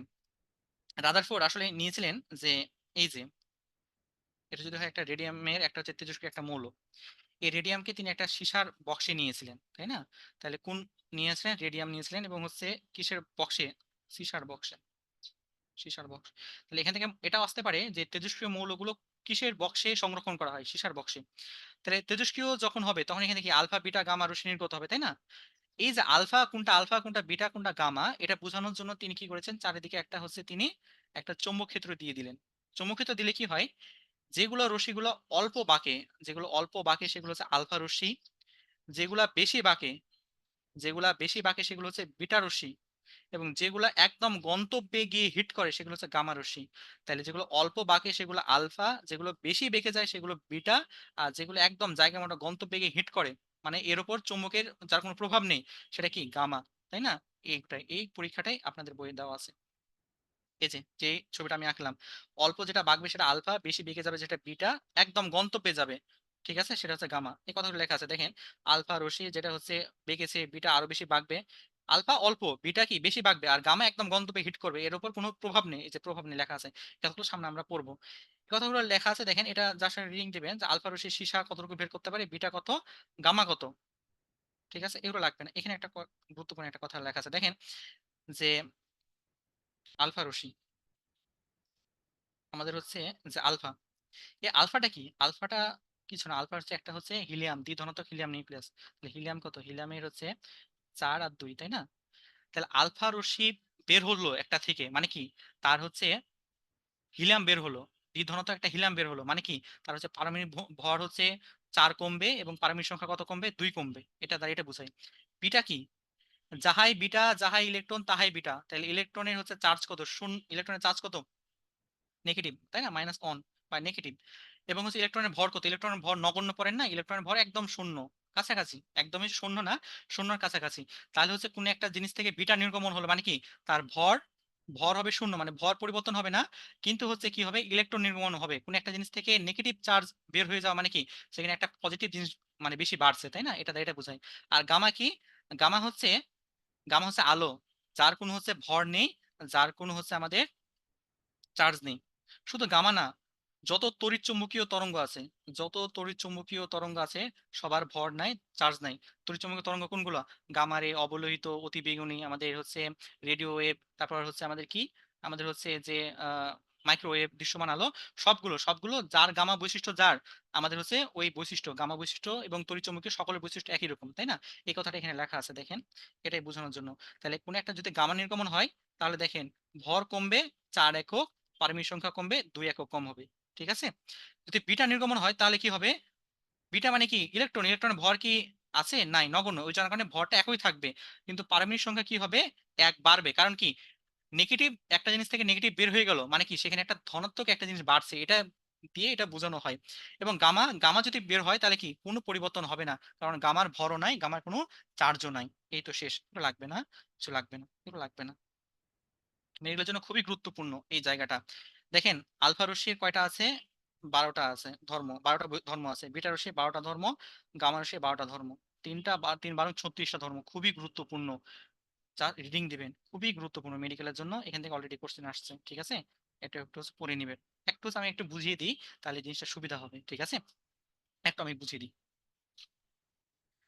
দেখেন, আমাদের হচ্ছে আলফা, তাই না? আমাদের হচ্ছে আলফা, আলফাটা কি ছিল? আলফা ছিল আমাদের হিলিয়াম নিউক্লিয়াস, এই যে 4 আর হচ্ছে আমাদের 2। তাহলে আলফার ভর সংখ্যা কত? এটা ভর সংখ্যা 4 আলফার। তাহলে এটার হচ্ছে ভর কত হবে? তাহলে ভর হবে 4 গুণিত একটা পরমাণুর ভর, একটা পরমাণুর ভর কত? 1.6 ইন্টু 10⁻⁻27, যদি আমরা কেজিতে দিই, তাই না? তাহলে এটা সমান আসবে 6.6 ইন্টু 10⁻⁻² হচ্ছে 27 কেজি, কেজিতে, তাই না? এবার দেখেন হিলিয়ামের হচ্ছে পারমাণবিক সংখ্যা কত, 2, মানে হচ্ছে প্রোটন 2, তাহলে চার্জ কত, 2, তাই না? চার্জ যদি হচ্ছে কত, 2 গুণিত একটা প্রোটনের চার্জ, একটা প্রোটনের চার্জ কত, 1.9, 1.9 ইন্টু 10⁻⁻³ হচ্ছে 19, তাই না? এরকম কিছু। তাহলে হচ্ছে কত হবে, যে হচ্ছে 19, 19 দুগুণা হচ্ছে কত, 38, তাহলে 3.2, এটা হচ্ছে 6 মনে হয়, তাই না? আচ্ছা দেখে নেবেন এরকমই কাছাকাছি। তাহলে ইন্টু 10⁻⁻³ হচ্ছে 19। তাহলে দেখেন আলফা, আলফার ভর সংখ্যা কত, এগুলো খুব গুরুত্বপূর্ণ। আলফার, আলফার হচ্ছে ভর সংখ্যা 4, ভর কত, এই যে 4 গুণিত একটা পরমাণুর ভর, গুণ করলে যা আসে। আলফার হচ্ছে প্রোটন সংখ্যা বা পারমাণবিক সংখ্যা কত, 2, আলফার হচ্ছে চার্জ কত, 2 গুণিত একটা প্রোটনের চার্জ, এটা সমান কত, 3 পয়েন্ট ইন্টু 10⁻⁻³ হচ্ছে 19, ঠিক আছে? এটা আলফা গেল। বিটা কি, বিটা যাহাই ইলেকট্রন তাহাই বিটা, তাই না? তাহলে বিটার হচ্ছে ভর সংখ্যা 0, ভরও কত, 0, এবং হচ্ছে বিটার হচ্ছে এই যে নেগেটিভ একটা চার্জ, তাই না? তাহলে হচ্ছে ইলেকট্রনের চার্জ যা হয় বিটারও চার্জ সেটা, ঠিক আছে? এই তো। এবং হচ্ছে আমাদের গামা, গামা কি, এর ভর আছে, ভর নাই, এর হচ্ছে কি হচ্ছে, এর হচ্ছে চার্জও নাই, তাহলে এর ভর 0, চার্জও 0। তাহলে এই যে তিনটা জিনিস, এই জিনিসটা একটু হচ্ছে বই আছে, আমরা বই একটু হচ্ছে মিলিয়ে মিলিয়ে পড়বো। সবাই একটু আমার সাথে বইটা একটু হচ্ছে মিলিয়ে মিলিয়ে একটু দাগিয়ে নেন। দেখেন লেখা আছে 1 নাম্বার পয়েন্ট, আলফা, দেখেন আলফা কোণার কি দেওয়া আছে, ভর দেওয়া আছে, দেখেন ওই যে 4টা গুণিত একটা পরমাণু ভর গুণ করে এটা পেয়েছে কিন্তু, ঠিক আছে? আর এই চার্জ কি, এই যে চার্জের 2 এর সাথে গুণ করে এই যে চার্জটা পেয়েছে, তাহলে এটা কি বলা হয়েছে, এটা আলফা কি একটা দ্বি আয়নিত হিলিয়াম পরমাণু। তাহলে 1 number point, 2 number point, 3 number point শেষ, ঠিক আছে? আলফা। এবার চলে যায় বিটা, যাহাই বিটা তাহাই ইলেকট্রন, তাই না? তাহলে এই যে বিটার ভর দেওয়া আছে, এই ভরটা কি, এটা ইলেকট্রনের ভর কিন্তু, ঠিক আছে? একটু খেয়াল করে দেখেন। এবং হচ্ছে বিটার চার্জ যেটা দেওয়া আছে এটা কিন্তু কি ইলেকট্রনেরই চার্জ, ঠিক আছে না? তাহলে এখানকার এই পয়েন্টটা শেষ। চলে আসেন গামা, গামা কি, গামা একটা তড়িৎচুম্বকীয় তরঙ্গ, যত তড়িৎচুম্বকীয় তরঙ্গ আছে তাদের কোনো ভর নেই, তাদের কোনো চার্জ নেই। 1 number point, 2 number point, 3 number point শেষ, তাই না? 36টা পয়েন্টের মধ্যে আমাদের হচ্ছে, আমাদের হচ্ছে এই 9টা বৈশিষ্ট্য গেল। এবার চলে আসে আমাদের 4 নাম্বার বৈশিষ্ট্য। দেখেন 4 নাম্বার কি বলছে, এরা বৈদ্যুতিক ক্ষেত্র এবং চৌম্বক ক্ষেত্র দ্বারা বিক্ষিপ্ত হয়। এটা মানে বুঝেন, দেখেন যে আলফা কি, আলফা হচ্ছে দ্বি আয়নিত একটা হচ্ছে কি হিলিয়াম পরমাণু, এটা কি আলফা হচ্ছে চার্জ যদি আমরা বলি পজিটিভ, বিটার চার্জ কি, বিটা হচ্ছে ইলেকট্রন, তাই বিটার চার্জ নেগেটিভ, গামার চার্জ কি, গামা হচ্ছে কি চার্জ আছে চার্জ নাই। তাহলে যাদের চার্জ আছে তারা কেবলমাত্র তড়িৎ ক্ষেত্র এবং চৌম্বক ক্ষেত্রে বিক্ষিপ্ত হবে, তাহলে কি আলফা এবং বিটা এরা তড়িৎ ক্ষেত্র এবং চৌম্বক ক্ষেত্রে বিক্ষিপ্ত হবে, গামা তড়িৎ ক্ষেত্র চৌম্বক ক্ষেত্রে বিক্ষিপ্ত হবে না, ঠিক আছে? এটাই কথা লেখা আছে 4 নাম্বার কথা, যে আলফা তড়িৎ এবং চৌম্বক ক্ষেত্রে বিক্ষিপ্ত হয়। বিটাতে আসেন, বিটাতে, বিটাতে আসেন, বিটার হচ্ছে, বিটাতে দেখেন বিটার হচ্ছে 9 নাম্বার এবং 10 নাম্বার কথা, বিটার হচ্ছে 9 নাম্বার এবং 10 নাম্বার কথা, তড়িৎ ক্ষেত্র এবং চৌম্বক ক্ষেত্রে বিক্ষিপ্ত হয় বিটা। কিন্তু গামা, গামার হচ্ছে 6 নাম্বার কথা এবং 7 নাম্বার কথা, বিক্ষিপ্ত হয় না, বিক্ষিপ্ত হয় না, ঠিক আছে? কারণ কি এর চার্জ নাই, যার চার্জ নাই সে কখনো বিক্ষিপ্ত হয় না, ঠিক আছে? শেষ। এবার যেখানে শেষ করে আসে দেখেন আবার আলফাতে আসেন, আলফার 5 নাম্বার কথা দেখেন, আলফার 5 নাম্বার কথা কি আয়নন ক্ষমতা, দুটা ক্ষমতা পড়বো, একটা আয়নন ক্ষমতা আর একটা পড়বো ভেদন ক্ষমতা। এই যে আয়নন ক্ষমতা আর একটা ভেদন ক্ষমতা, দুইটা একে অপরের বিপরীত, প্রথম জিনিসটা মাথায় রাখবেন, দুইটা একে অপরের বিপরীত। এখন কিভাবে মনে রাখবো, দেখেন আলফা, আলফার আয়নায়ন ক্ষমতা বেশি, তা আলফার আয়নন ক্ষমতা বেশি, আতে আলফা আতে আয়নন ক্ষমতা, তাই না? আলফা আয়ন ক্ষমতা বেশি, তারপরে বিটা, তারপরে গামা। এর উল্টাটা হচ্ছে ভেদন, ভেদন ক্ষমতা কার বেশি, গামার বেশি, তারপরে বিটার বেশি, তারপরে আলফা, তাই না? এই জিনিসটা মাথায় রাখবেন, তাহলে আলফার আয়নন ক্ষমতা বেশি আর আয়নন ক্ষমতার বিপরীত ক্রম হচ্ছে ভেদন ক্ষমতা, এই জিনিসটাই মাথায় রাখবেন। তাহলে এই জিনিসটা লেখা আছে এখানে দেখেন, কোথায় হচ্ছে লাস্ট হচ্ছে আমরা শেষ করে আসলাম, এই যে 5 নাম্বার পয়েন্ট, 5 নাম্বার হচ্ছে পয়েন্ট, এই যে আমাদের 5 নাম্বার আলফার আয়নন ক্ষমতা বেশি এবং সবচেয়ে বেশি কার, আলফার, তাই না? তাই না? এবার হচ্ছে দেখেন বিটা, বিটাতে আসেন, এই বিটা রশ্মির হচ্ছে, বিটা রশ্মির হচ্ছে আমাদের 6 নাম্বার পয়েন্ট এবং 7 নাম্বার, দেখেন গ্যাসকে আয়নিত করতে পারে, মানে কি বিটার আয়নন ক্ষমতা আছে, এর ভেদন ক্ষমতা আছে, এটা দুটো হচ্ছে মাঝামাঝি। তারপরে চলে আসেন আমাদের হচ্ছে গামা রশ্মি, গামা রশ্মির হচ্ছে দেখেন 10 নাম্বার কথা, গামার আয়নন ক্ষমতা আছে, গামার আয়নন ক্ষমতা কি সবচেয়ে কম, এর হচ্ছে সবচাইতে কি ভেদন ক্ষমতা সবচেয়ে বেশি এবং আলফা বিটার চাইতে সবচেয়ে বেশি, ঠিক আছে? এটা মানে হচ্ছে এটা। তাহলে বাকি আরো পয়েন্টগুলো শেষ। এবার চলে আসি যেখানে শেষ করলাম, আলফাতে আবার যাই, ফটোগ্রাফিক প্লেটে। এই জিনিসটা মনে রাখবেন এভাবে, যে দেখেন আমরা হচ্ছে এমন কোনো মানুষ নাই যার কোনো ছবি নাই, তাই না? সবাই হচ্ছে ফটো তুলতে চায়। ফটো মানে কি? সবাই ছবি আলো মানে সবাই হচ্ছে মানে ফোনে ক্যামেরা অন করলে বা একটা যদি সাংবাদিক আসে, সবাই দেখবেন ক্যামেরার পিছনে চলে যেতে চায়, তাই না? এই যে সবাই ক্যামেরা মানে ছবি তোলার একটা প্রবণতা আছে। এখানে আলফা, বিটা, গামা কেউ বাদ যায় না। ৩ টাতেই দেখবেন ৩ জনেরই হচ্ছে ফটোগ্রাফিক প্লেটে প্রতিভবা বিক্রিয়া করে। দেখেন এখানকার ৬ নাম্বার কথা, ফটোগ্রাফিক প্লেটে প্রতিভবা সৃষ্টি করে, তাই না? তারপরে চলে আসি আমাদের এই যে ৬ নাম্বার কথা। আর হচ্ছে দেখেন এখানে এখানে এখানে ৮ নাম্বার কথা, প্রভা মানে প্রত্যেকে কি ফটো তুলতে চায়, এই জিনিসটা মনে রাখবেন, প্রত্যেকে ফটো তুলতে চায়। বিটা রশ্মিতে আসেন, বিটা রশ্মির ৫ নাম্বার কথা, ৫ নাম্বার কি, ফটো, এই যে ফটোগ্রাফিক প্লেট, সে কি ফটোগ্রাফিক প্লেটে কি করবে, প্রতিভবা সৃষ্টি করবে। গামা বাদ যাবে না ছবি তুলতে গিয়ে। গামাতে দেখেন, গামার হচ্ছে আমাদের গামা রশ্মির হচ্ছে গামা রশ্মির হচ্ছে আমাদের কয় নাম্বারে আছে, গামা রশ্মি ৮ নাম্বার এবং ৯ নাম্বার দেখেন। ৮ নাম্বার কি লেখা আছে, এই যে ফটোগ্রাফিক প্লেটে প্রতিভবা সৃষ্টি করে, মানে সবাই কি ছবি তুলতে চায়, তাই না? এই জিনিসগুলোই কোরিলেট করে, মানে একটা একটা তুলনা করে পড়বেন, তাহলে ৩৬টা বৈশিষ্ট্য মনে থাকবে। চলে আসি যেখানে শেষ করলাম, ৮ পর্যন্ত শেষ, তাই না? ৯ নাম্বার দেখেন, এদের গম্যতার ক্রম, এটা দরকার নেই, আগে একটা সিসার একটা বেদন ক্ষমতা করলাম না, ওটাই পড়লে যথেষ্ট। ১০ নাম্বার কি লেখা আছে, আলফা দেখেন, আলফার হচ্ছে কি দেওয়া আছে, আলফার হচ্ছে আমাদের হচ্ছে বেগ দেওয়া আছে, আলফার বেগ দেওয়া আছে, আলফা রশ্মির বেগ মনে রাখবেন। তারপরে দেখেন বিটা রশ্মিতে বিটা রশ্মির বেগ দেওয়া আছে, গামাতে গামা রশ্মির বেগ দেওয়া আছে, তাই না? আলফা বিটার বেগ না জানেন, কিন্তু গামা রশ্মির বেগ জানা লাগবে। গামা রশ্মির বেগ কত? গামা রশ্মির বেগ হচ্ছে আলোর বেগ। যত তড়িৎচুম্বকীয় তরঙ্গ আছে সবার কি আলোর বেগে চলে, তাই না? তাহলে যাহাই আলো তাহাই গামা, এবং যত তড়িৎচুম্বকীয় তরঙ্গ আছে আমরা ফোটন বললাম, সবাই আলোর বেগে চলে, কিন্তু আলফা বিটা আলোর বেগে চাইতে কম চলে, ঠিক আছে? এই ৩৬টা বৈশিষ্ট্য আরেকবার একটু আপনারা হচ্ছে কি আপনারা হচ্ছে তুলনা করে পড়বেন, জিনিসটা আবার সহজ হবে, ঠিক আছে? প্রথমবার তো একটু হচ্ছে এলোমেলো লাগতে পারে। চলে আসে আমাদের ক্ষয়। ক্ষয় থেকে কি জানা লাগবে? ক্ষয় থেকে একটা জিনিস জানা লাগবে যে ক্ষয় ক্ষয় হচ্ছে এই যে ক্ষয় একটা সূচক নিয়ম মেনে চলে। তাহলে ক্ষয় হচ্ছে কোন নিয়ম মেনে চলে? এক্সপোনেনশিয়াল বা হচ্ছে আমাদের সূচক নিয়ম, এই জিনিসটা লাগবে। কোন নিয়ম মেনে চলে? সূচক নিয়ম মেনে চলে, তাই না? ক্ষয় ধ্রুবক আমরা হচ্ছে স্মরণের সূত্র আলফা বিঘটনের সূত্র, বিটা বিঘটনের সূত্র।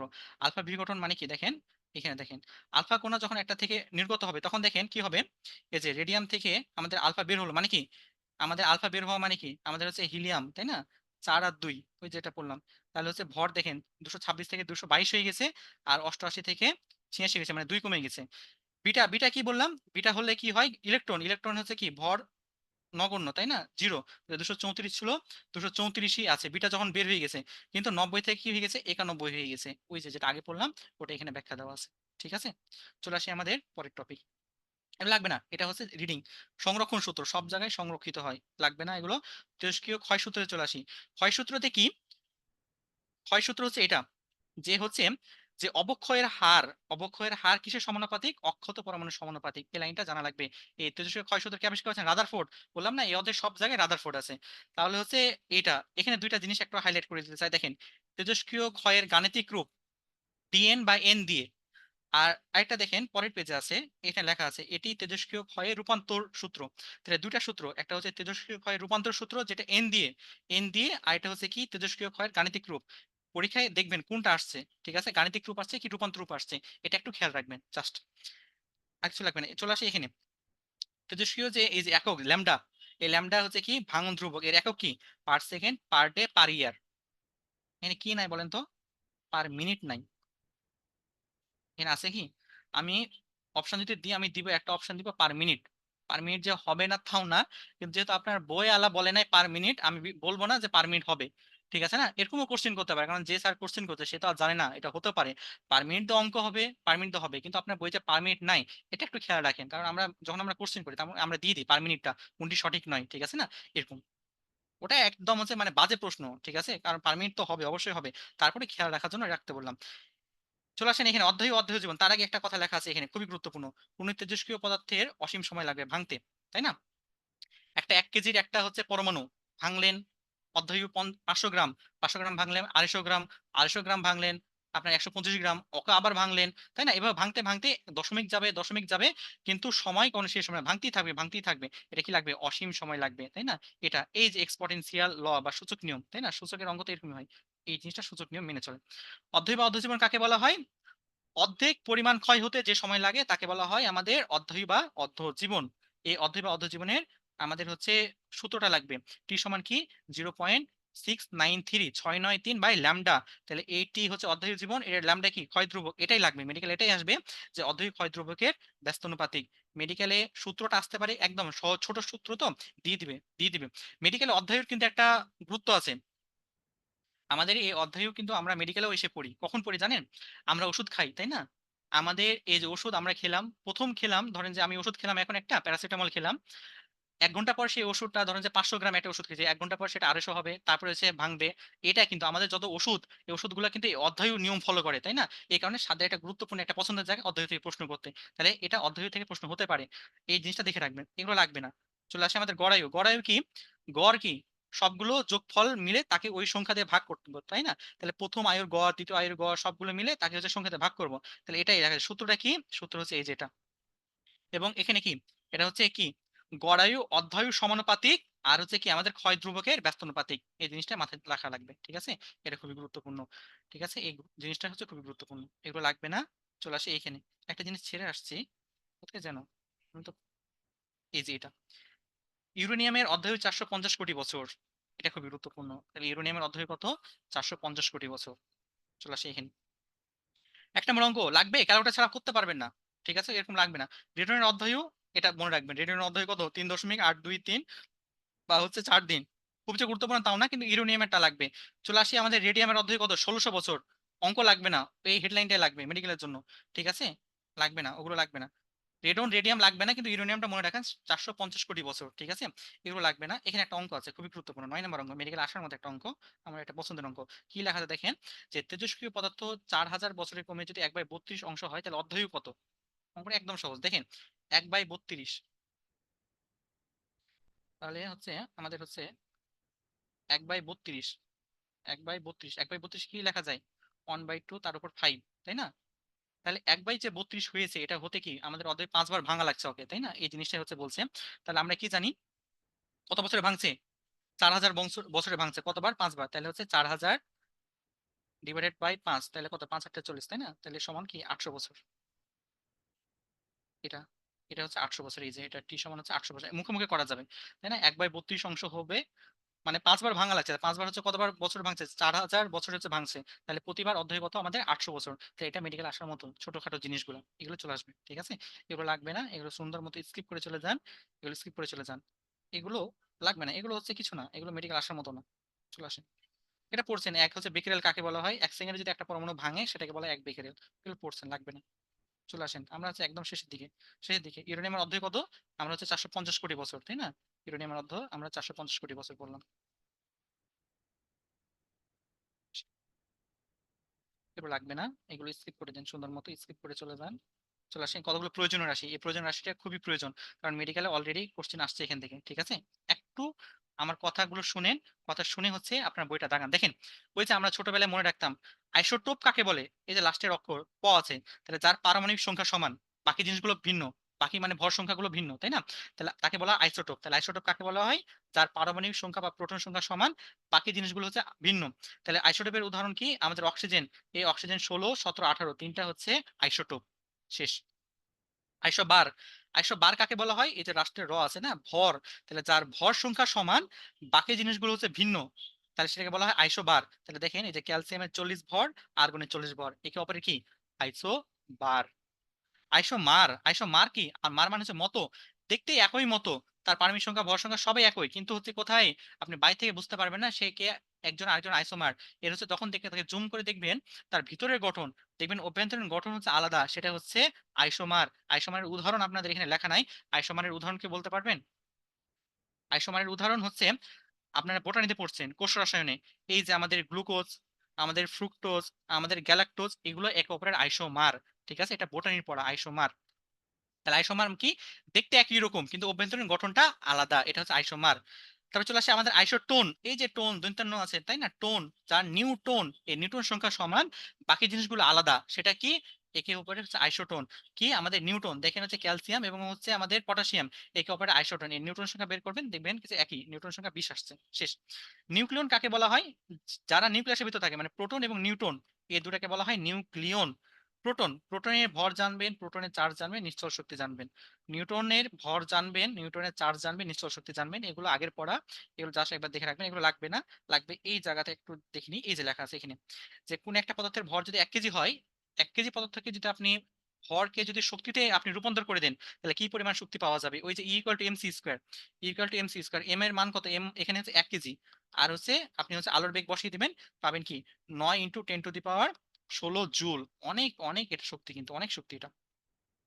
চলে আসে আমাদের নিউক্লিয়ার শক্তি। নিউক্লিয়ার শক্তি হচ্ছে দুই প্রকার, আমাদের নিউক্লিয় ফিউশন এবং নিউক্লিয়ার ফিউশন। এটা দিয়ে আমার অধ্যায়টা শেষ হবে। আমরা দ্রুত চলে আসছি প্রায় শেষের পথে। চলে আসি ভর ত্রুটি। ভর ত্রুটিটা কি? আমাদেরকে একটু তাকান সবাই, কনসেপ্টটা কি, লাগবে না মেডিকেলের জন্য লাগবে না, শুধু জিনিসটা কি একটু বুঝে রাখেন। আমার এক হাতে ধরে নিউক্লিয়াস রাখলাম, আমাদের হচ্ছে পরমাণুর ভিতরে যে নিউক্লিয়াস আছে সেই নিউক্লিয়াসকে রাখলাম এক হাতে, মানে এক পাল্লাতে, এবং আরেক পাল্লাতে রাখলাম নিউক্লিয়াসের ভিতর কি থাকে, আমাদের প্রোটন থাকে, আমাদের হচ্ছে থাকে নিউট্রন থাকে। তাহলে হিসাব অনুযায়ী এই নিউক্লিয়াসের যে ওজন হওয়ার কথা, এবং আমার এই হাতে যে প্রোটন এবং নিউট্রন রাখলাম একসাথে, দুটা ওজন কি একই হওয়ার কথা, তাই না? কিন্তু বাস্তবে দেখা যায় দুটার মধ্যে একটু তারতম্য আছে, একটু উপর বেশি হয়, কম বেশি হয়। এটাকে বলা হয় ভর ত্রুটি, তাই না? এটাই লেখা আছে দেখেন। ভর ত্রুটি কি, আমাদের এই কথাগুলো লেখা আছে যে নিউট্রন প্রোটন, এই যে এটার মধ্যে নিউক্লিয়াস গঠনকারী উপাদান ভর যোগফলটা কিছুটা কম হতে দেখা যায়, এটাকে বলা হয় ভর ত্রুটি। জানা লাগবে না। এই ভর ত্রুটিটা তাহলে কেন ত্রুটিটা হয়, এটা কম বেশি হলো কেন? হলো হচ্ছে সাহিত্যিক ভাষা। সাহিত্যিক ভাষা কি, তো ওই যে পড়ছেন না যে কোন একটা যখন হচ্ছে, মানে একটা একটা জিনিস আরেকটা জিনিসের সাথে হচ্ছে যখন হচ্ছে সংঘর্ষ হয়, তখন কিছু পরিমাণ শক্তি বিকৃত হয়, কিছু শোষিত হয়, কিছু মানে হচ্ছে এই পারে যায় ওই পারে যায়, কি কথাগুলো লেখা আছে না, শক্তি বিকরিত শোষিত, এগুলোই হয়, এই কারণে ভদ্রটিটা হয়ে যায়। এই কথাগুলো লেখা আছে, এই যে শক্তি হচ্ছে কি হয়, বিকৃত হয়, কিছু বন্ধন, এই কারণে এই জিনিসটা হয়। এটা লাগবে না মেডিকেলের জন্য, সর্বোচ্চ যদি লাগে তাহলে লাগবে হচ্ছে এই যে এটা ভর ত্রুটি। ভর ত্রুটি কি ধনাত্মক নাকি ঋণাত্মক? ভর ত্রুটি হচ্ছে কি, এটা একটা ধনাত্মক রাশি, এই জিনিসটা হচ্ছে জানা লাগবে, এটা হচ্ছে জানা লাগবে, এগুলো লাগবে না। ডিউটেরন, তাই না? হাইড্রোজেন একটা আইসোটোপ ডিউটেরন, আমাদের ভারী পানির সংকেত কি, D2O। এই ডিউটেরনটা, এই জিনিসটা জানা লাগবে, আর কিছু লাগবে না এখান থেকে, এগুলো দরকার নাই। বন্ধন শক্তি, বন্ধন শক্তি কাকে বলা হয়? এই যে লাগবে না, মেডিকেলে এত বড় জিনিস আসবে না, এগুলো আগে আসতো। তাহলে একটা হচ্ছে নিউক্লিয়ন যুক্ত হতে যে পরিমাণ শক্তি শোষিত হয়, বিকৃত হয়, মুক্ত হয়, বিমুক্ত হয়, ওই যে সাহিত্যিক কথাগুলো, সেটাকে বলা হয় বন্ধন শক্তি। এগুলো লাগবে না ভাইয়া। 1 ইউ সমান কি, এটা আগে পড়ছেন দেখেন, কোথাও 931, কোথাও 933, কোথাও 937, এক এক জায়গায় এক এক রকম। এগুলো লাগবে না, এগুলো লাগবে না, এগুলো লাগবে না, এগুলো লাগবে না। এখানে এটা মনে রাখতে পারেন যে এই যে লোহা হচ্ছে সর্বাধিক স্থায়ী নিউক্লিয়াসের মধ্যে একটা অন্যতম, ঠিক আছে? এই যে এই ছকটা, কারো যদি হচ্ছে মন খারাপ থাকে, রাতে যদি ঘুম না আসে, তাহলে এই ছকটা একটা একটা করে মান মুখস্থ করবেন, ঠিক আছে? খুব গুরুত্বপূর্ণ তাও না, কেউ যদি একান্তই করতে চান তাহলে লাস্টেরটা পরে রাখতে পারেন, জাস্ট ইউরেনিয়ামেরটা, যে ইউরেনিয়ামের হচ্ছে পারমাণবিক ভর কত, 235, নিউক্লিয়াসের বন্ধন শক্তির মান কত, এবং হচ্ছে প্রতিটি বন্ধনের মান কত, ঠিক আছে না? খুব যে গুরুত্বপূর্ণ আহামরি দরকার নাই, মনে রাখতে চাইলে বিখ্যাতটা মনে রাখতে পারেন, ইউরেনিয়াম দরকার নেই। চলে আসি পরে, চলে আসি আমাদের নিউক্লিয় বিক্রিয়া। আমাদের হচ্ছে লাস্টের টপিক নিউক্লিয় বিক্রিয়া, ফিউশন আর ফিউশন দিয়ে শেষ হয়ে যাবে আমাদের আজকের অধ্যায়, ঠিক আছে? অনেক ধৈর্য পর্যন্ত আজকে অনেক, শেষ পর্যন্ত কিন্তু সবাই আছেন, ঠিক আছে? যাক আলহামদুলিল্লাহ, ভালো লাগলো সবকিছু দেখে। আমাদের নিউক্লিয় বিক্রিয়া আমাদের হচ্ছে শেষ টপিক। নিউক্লিয় বিক্রিয়াটা কি, দেখেন এইখানে আবার এই যে নিউক্লিয় বিক্রিয়াটা আবিষ্কার করেন কি, রাদারফোর্ড। বারবার বললাম না, রাদারফোর্ড আসবে বারবার। রাদারফোর্ড কি করেছেন, সর্বপ্রথম নাইট্রোজেন নিউক্লিয়াস ভাঙতে সক্ষম হন। তাহলে প্রথম আসবে যে পরীক্ষা, এটা যে পৃথিবীর প্রথম যে কোন পরমাণু হচ্ছে নিউক্লিয়াস ভাঙা হয়েছিল কৃত্রিম ভাবে, সেটা হচ্ছে নাইট্রোজেন পরমাণুর। কে ভেঙেছিল? রাদারফোর্ড ভাইয়া ভেঙেছিল, তাই না? রাদারফোর্ড আমাদের সর্বপ্রথম নাইট্রোজেন নিউক্লিয়াস ভাঙতে সক্ষম হন, এটা হচ্ছে প্রথম পৃথিবীর ঘটনা আছে আমাদের নিউক্লিয় হচ্ছে বিক্রিয়া। এগুলো লাগবে না, এগুলো লাগবে না। এখানে একটা কাজ আছে, রাসায়নিক বিক্রিয়া এবং নিউক্লিয় বিক্রিয়ার মধ্যে পার্থক্য কি? রাসায়নিক বিক্রিয়া আর নিউক্লিয় বিক্রিয়ার মধ্যে পার্থক্য কি? পার্থক্য হচ্ছে এই যে রাসায়নিক রাসায়নিক বিক্রিয়া আর হচ্ছে আমাদের নিউক্লিয় বিক্রিয়া, ঠিক আছে? রাসায়নিক বিক্রিয়ায় রাসায়নিক বিক্রিয়ায় কি নতুন পরমাণু, পরমাণু কি সৃষ্টি হয়? পরমাণু সৃষ্টি হয় না, জাস্ট একটা আরেকটা হচ্ছে রূপান্তর ঘটে। রাসায়নিক বিক্রিয়ায় কখন নতুন পরমাণু সৃষ্টি হয় না, কিন্তু নিউক্লিয় বিক্রিয়ায় কি ইউরেনিয়াম থেকে রেডিয়াম, রেডন, এগুলো অনেক অনেক নতুন নতুন পরমাণু সৃষ্টি হয়, এটা একটা পার্থক্য। তাহলে এখানে নতুন পরমাণু সৃষ্টি হয়, এখানে সৃষ্টি হয় না। রাসায়নিক বিক্রিয়ার যে শক্তি, একদম অল্প শক্তি। রাসায়নিক বিক্রিয়ার যে শক্তিগুলা, সেগুলো হচ্ছে আমাদের ইলেকট্রোভোল্ট রেঞ্জের। আমাদের হচ্ছে কি রাসায়নিক বিক্রিয়ার শক্তিগুলো আমাদের ইলেকট্রোভোল্ট এর, আর হচ্ছে আমাদের নিউক্লিয় বিক্রিয়া অনেক শক্তি পাই, মেগা ইলেকট্রোভোল্ট। এই দুটো হচ্ছে পার্থক্য, ঠিক আছে? এটা পার্থক্য। আমি বইয়ের বাইরে কিছু বলি নাই, বই আছে দেখেন, যে রাসায়নিক বিক্রিয়ায় আমাদের হচ্ছে পরমাণু সৃষ্টি হয় না, নিউক্লিয় বিক্রিয়ায় নতুন মৌলের সৃষ্টি হয়। রাসায়নিক বিক্রিয়া খুব কম শক্তি ইলেকট্রোভোল্টের, নিউক্লিয় বিক্রিয়ায় কত মেগা ইলেকট্রোভোল্টের, তাই না? এটা এটা তুলনা করে পড়বেন, শেষ। চলে আসে আমাদের চেইন বিক্রিয়া বা শৃঙ্খল বিক্রিয়াটা কি? যে বিক্রিয়া একবার শুরু হলে তাকে চালার জন্য আর অতিরিক্ত কোনো প্রয়োজন পড়ে না, সেটাই আমাদের চেইন বা শৃঙ্খল বিক্রিয়া। এই যে দেখেন আমাদের একটা নিউট্রন, এই নিউট্রনকে যখন একবার আমাকে ইউরেনিয়াম দিয়ে আঘাত করে করব, সেটা কি একটা থেকে দুইটা, দুইটা থেকে চারটা, জাস্ট লাইক আমাদের মাইটোসিস বিভাজন, তাই না? মাইটোসিস বিভাজনের মতো এটা চলতে থাকবে। এবার বলেন মাইটোসিস এবং ক্লিভেজ, ওই যে মানব জীবনের ধারাবাহিকতা পড়ালছিলাম পরশুদিন, ঠিক আছে না, আগের দিন পড়ালছিলাম, মনে আছে ক্লিভেজ আর মাইটোসিসের মধ্যে পার্থক্য কি? যাই হোক, আমাদের এখানে একটা জিনিস জানা লাগবে, ঠিক আছে? একটা হচ্ছে দেখেন, এটা তো হচ্ছে যদি মাইটোসিস যদি নর্মাল ভাবে হয়, মানে মাইটোসিস বিভাজন যদি আমাদের যদি নিয়ন্ত্রণ হয়, তাহলে কি হবে, আমাদের আমরা দেহে আমাদের ভালোভাবে সুন্দরভাবে বৃদ্ধি হবে। কিন্তু মাইটোসিস বিভাজন যদি হচ্ছে অনিয়ন্ত্রিত হয়ে যায়, তাহলে কি হবে, টিউমার হবে, টিউমার থেকে ক্যান্সার হবে, তাই না? ঠিক এইভাবে আমাদের এই যে নিউক্লিয় বিক্রিয়া, এই নিউক্লিয় বিক্রিয়া যদি আপনি নিয়ন্ত্রণ করতে পারেন, সেটা যদি আপনি নিয়ন্ত্রণ করতে পারেন, সেটা হবে আমাদের নিউক্লিয় চুল্লি। আমাদের যে পারমাণবিক যত চুল্লিগুলো আছে সেটা হচ্ছে নিয়ন্ত্রণ করা হয়, সেটা নিউক্লিয় চুল্লি। এটা যদি অনিয়ন্ত্রিত হয়ে যায়, তাহলে কি হবে, সেটা হবে পারমাণবিক বোমা। যেমন আমাদের শরীরে টিউমার হচ্ছে মাইটোসিস বিভাজন যদি অনিয়ন্ত্রিত হয়, তেমনি ভাবে আমাদের এই যে আমাদের নিউক্লিয় বিক্রিয়া যদি অনিয়ন্ত্রিত হয়ে যায়, সেটা কি হবে, পারমাণবিক বোমা। নিয়ন্ত্রণ যদি হয়, তাহলে আমাদের কাজে লাগাতে পারবো পারমাণবিক চুল্লি, যেখান থেকে আমরা কি করতে পারবো, যেখান থেকে আমরা হচ্ছে শক্তি নিতে পারবো, তাই না? আমাদের বিদ্যুৎ শক্তিগুলা। পাবনাতে কারো বাসা আছে? পাবনা রূপপুর যে পারমাণবিক কেন্দ্র, তাই না, এখানে কি কারো পাবনা বাসা আছে যারা জয়েন দিয়েছেন? সেখানে হচ্ছে আমাদের এই যে এই নিউক্লিয় বিক্রিয়াটা ঘটানো হচ্ছে, ঠিক আছে? তাহলে চলে আসি আমাদের নিউক্লিয় বিক্রিয়া কয় প্রকার, দুই প্রকার, নিউক্লিয় ফিউশন আর নিউক্লিয়ার ফিউশন। এটা সহজ, ফিউশন কি ফিউশন কি ছোটবেলার পড়া, তারপরে হচ্ছে মাঝে মধ্যে ভুল হয়ে যায়। দেখেন, ফিউশন আর ফিউশন, এখানে একটা ইউ আছে, তাই না? ইউ এর পার্থক্য ফিউশন আর ফিউশনের মধ্যে, ইউ মানে আমরা মনে রাখি বা আমি বলি সবাইকে ইউনিটি। ইউনিটি মানে কি, জোড়া লাগা। এটা গল্প শুনে সেটা হচ্ছে যে আল্লাহ তাআলা বা যে কোনো ধর্মে লেখা আছে যে তোমাদেরকে আমি জোড়ায় জোড়ায় সৃষ্টি করেছি, তোমরা পৃথিবীতে বিস্তার ঘটাও, তোমরা হচ্ছে সুশৃঙ্খল ভাবে থাকো, একে অপরের সাথে মারামারি করিও না, হানাহানি করিও না, তাই না? মানে আল্লাহ তাআলা যত সৃষ্টি সবকিছু কি আল্লাহ তাআলা হচ্ছে একত্রে থাকতে বলেছে, তাহলে সৃষ্টিকর্তা যত সৃষ্টি সবকিছু ফিউশন বিক্রিয়ার উদাহরণ। কিন্তু আমরা দুনিয়াতে মানুষ নিজ হাতে কি করছি, নিজ হাতে আমরা মারামারি, দাঙ্গা, ফাসাদ, বিবাদ, আমরা হচ্ছে এই যে বিভেদ, ব্যভিচার, জিনা সবকিছু আমরা নিজে নিজে করি, তাই না, বিশৃঙ্খলা করি। এটাই হচ্ছে কি আমাদের মানুষের হাতে তৈরি করা যেগুলো বিক্রিয়া, সেগুলো হচ্ছে ফিউশন বিক্রিয়া।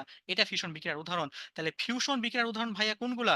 ফিউশন বিক্রিয়ার উদাহরণ, ফিউশন বিক্রিয়া হচ্ছে সূর্য এবং নক্ষত্রের শক্তি, মানে কি সৃষ্টিকর্তার সৃষ্টি, সৃষ্টিকর্তার যত সৃষ্টি সবগুলো হচ্ছে আমাদের ফিউশন, ইউ মানে ইউনিটির উদাহরণ। তাহলে দেখুন সূর্য এবং নক্ষত্র সময়ের ভিতর যে শক্তি, এই শক্তিগুলো হচ্ছে কি আমাদের ফিউশন বিক্রিয়ার উদাহরণ। তাহলে আরেকটা দিই যে ইউনিটি মানে কি জোড়া লাগা, তাই না? তাহলে এই যে ফিউশন বিক্রিয়া কি হবে, হালকা নিউক্লিয়াস একত্রিত হবে, তাহলে এটা কি আমাদের একত্রিত হবে, একত্রিত হয়ে কি একটা ভারী নিউক্লিয়াস গঠন করবে, তাহলে একত্রিত করবে, জোড়া লাগাবে কে, সৃষ্টিকর্তা, তাই না?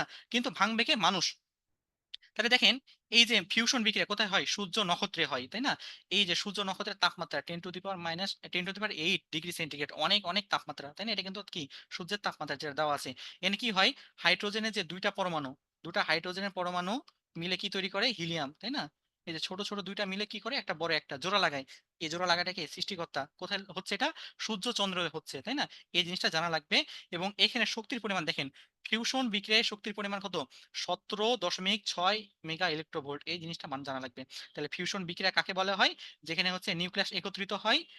ফিউশন বিক্রিয়ার হচ্ছে আমাদের কি পরিমাণ শক্তি নির্গত হয়, 17.6 মেগা ইলেকট্রোভোল্ট। ফিউশন বিক্রিয়া কোথায় হয়, সূর্য নক্ষত্রে হয়, দুইটা হাইড্রোজেন মিলে একটা হিলিয়াম তৈরি করে। এই চারটা কথা লাগবে, আর কিছু লাগবে না।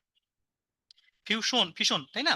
ফিশন কি বললাম, ফিশন হচ্ছে মানুষ, মানুষ কি করবে, ভাঙবে। এই যে লেখা আছে দেখেন, নিউক্লিয়াস বিশ্লিষ্ট হবে মানে ভাঙবে, ভাঙবে কে, আমরা মানুষ ভাঙবে, ভেঙে কি হবে, দুইটা নিউক্লিয়াস তৈরি করবে, তাই না? এবং শক্তি আমরা নিব, এই শক্তি কত, 200 মেগা ইলেকট্রোভোল্ট। তাহলে আমরা ফিউশনে পেয়েছিলাম 17 মেগা ইলেকট্রোভোল্ট, ফিউশনে আমরা অনেক বেশি পাই, 200 মেগা ইলেকট্রোভোল্ট, তাই না? এই যে 200 মেগা ইলেকট্রোভোল্ট পাই। তাহলে এই ফিউশন বিক্রিয়ার উদাহরণটা কি, এই ফিউশন বিক্রিয়ার উদাহরণটা হচ্ছে আমাদের এই যে ইউরেনিয়ামকে আমরা যে ভাঙলাম, আমরা হচ্ছে নিউক্লিয় পারমাণবিক চুল্লি, এটা হচ্ছে ফিউশন বিক্রিয়ার উদাহরণ।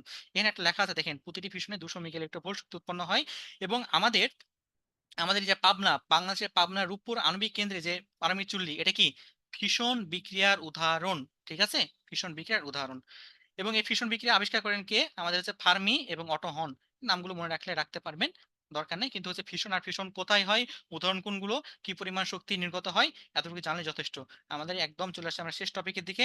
এখানে দেখেন, এখানে একটা হিসাব করো, এটা ডিরেক্ট অঙ্ক, একটা ডিরেক্ট তুলে দিবে 1 কেজি ইউরেনিয়াম থেকে কি পরিমাণ শক্তি পাবেন, জুলে কত, কিলো আওয়ারে কত, এগুলোতে কত। ঠিক আছে, এটা ডিরেক্ট তুলে দিতে পারে মেডিকেলের জন্য, এগুলো লাগবে না।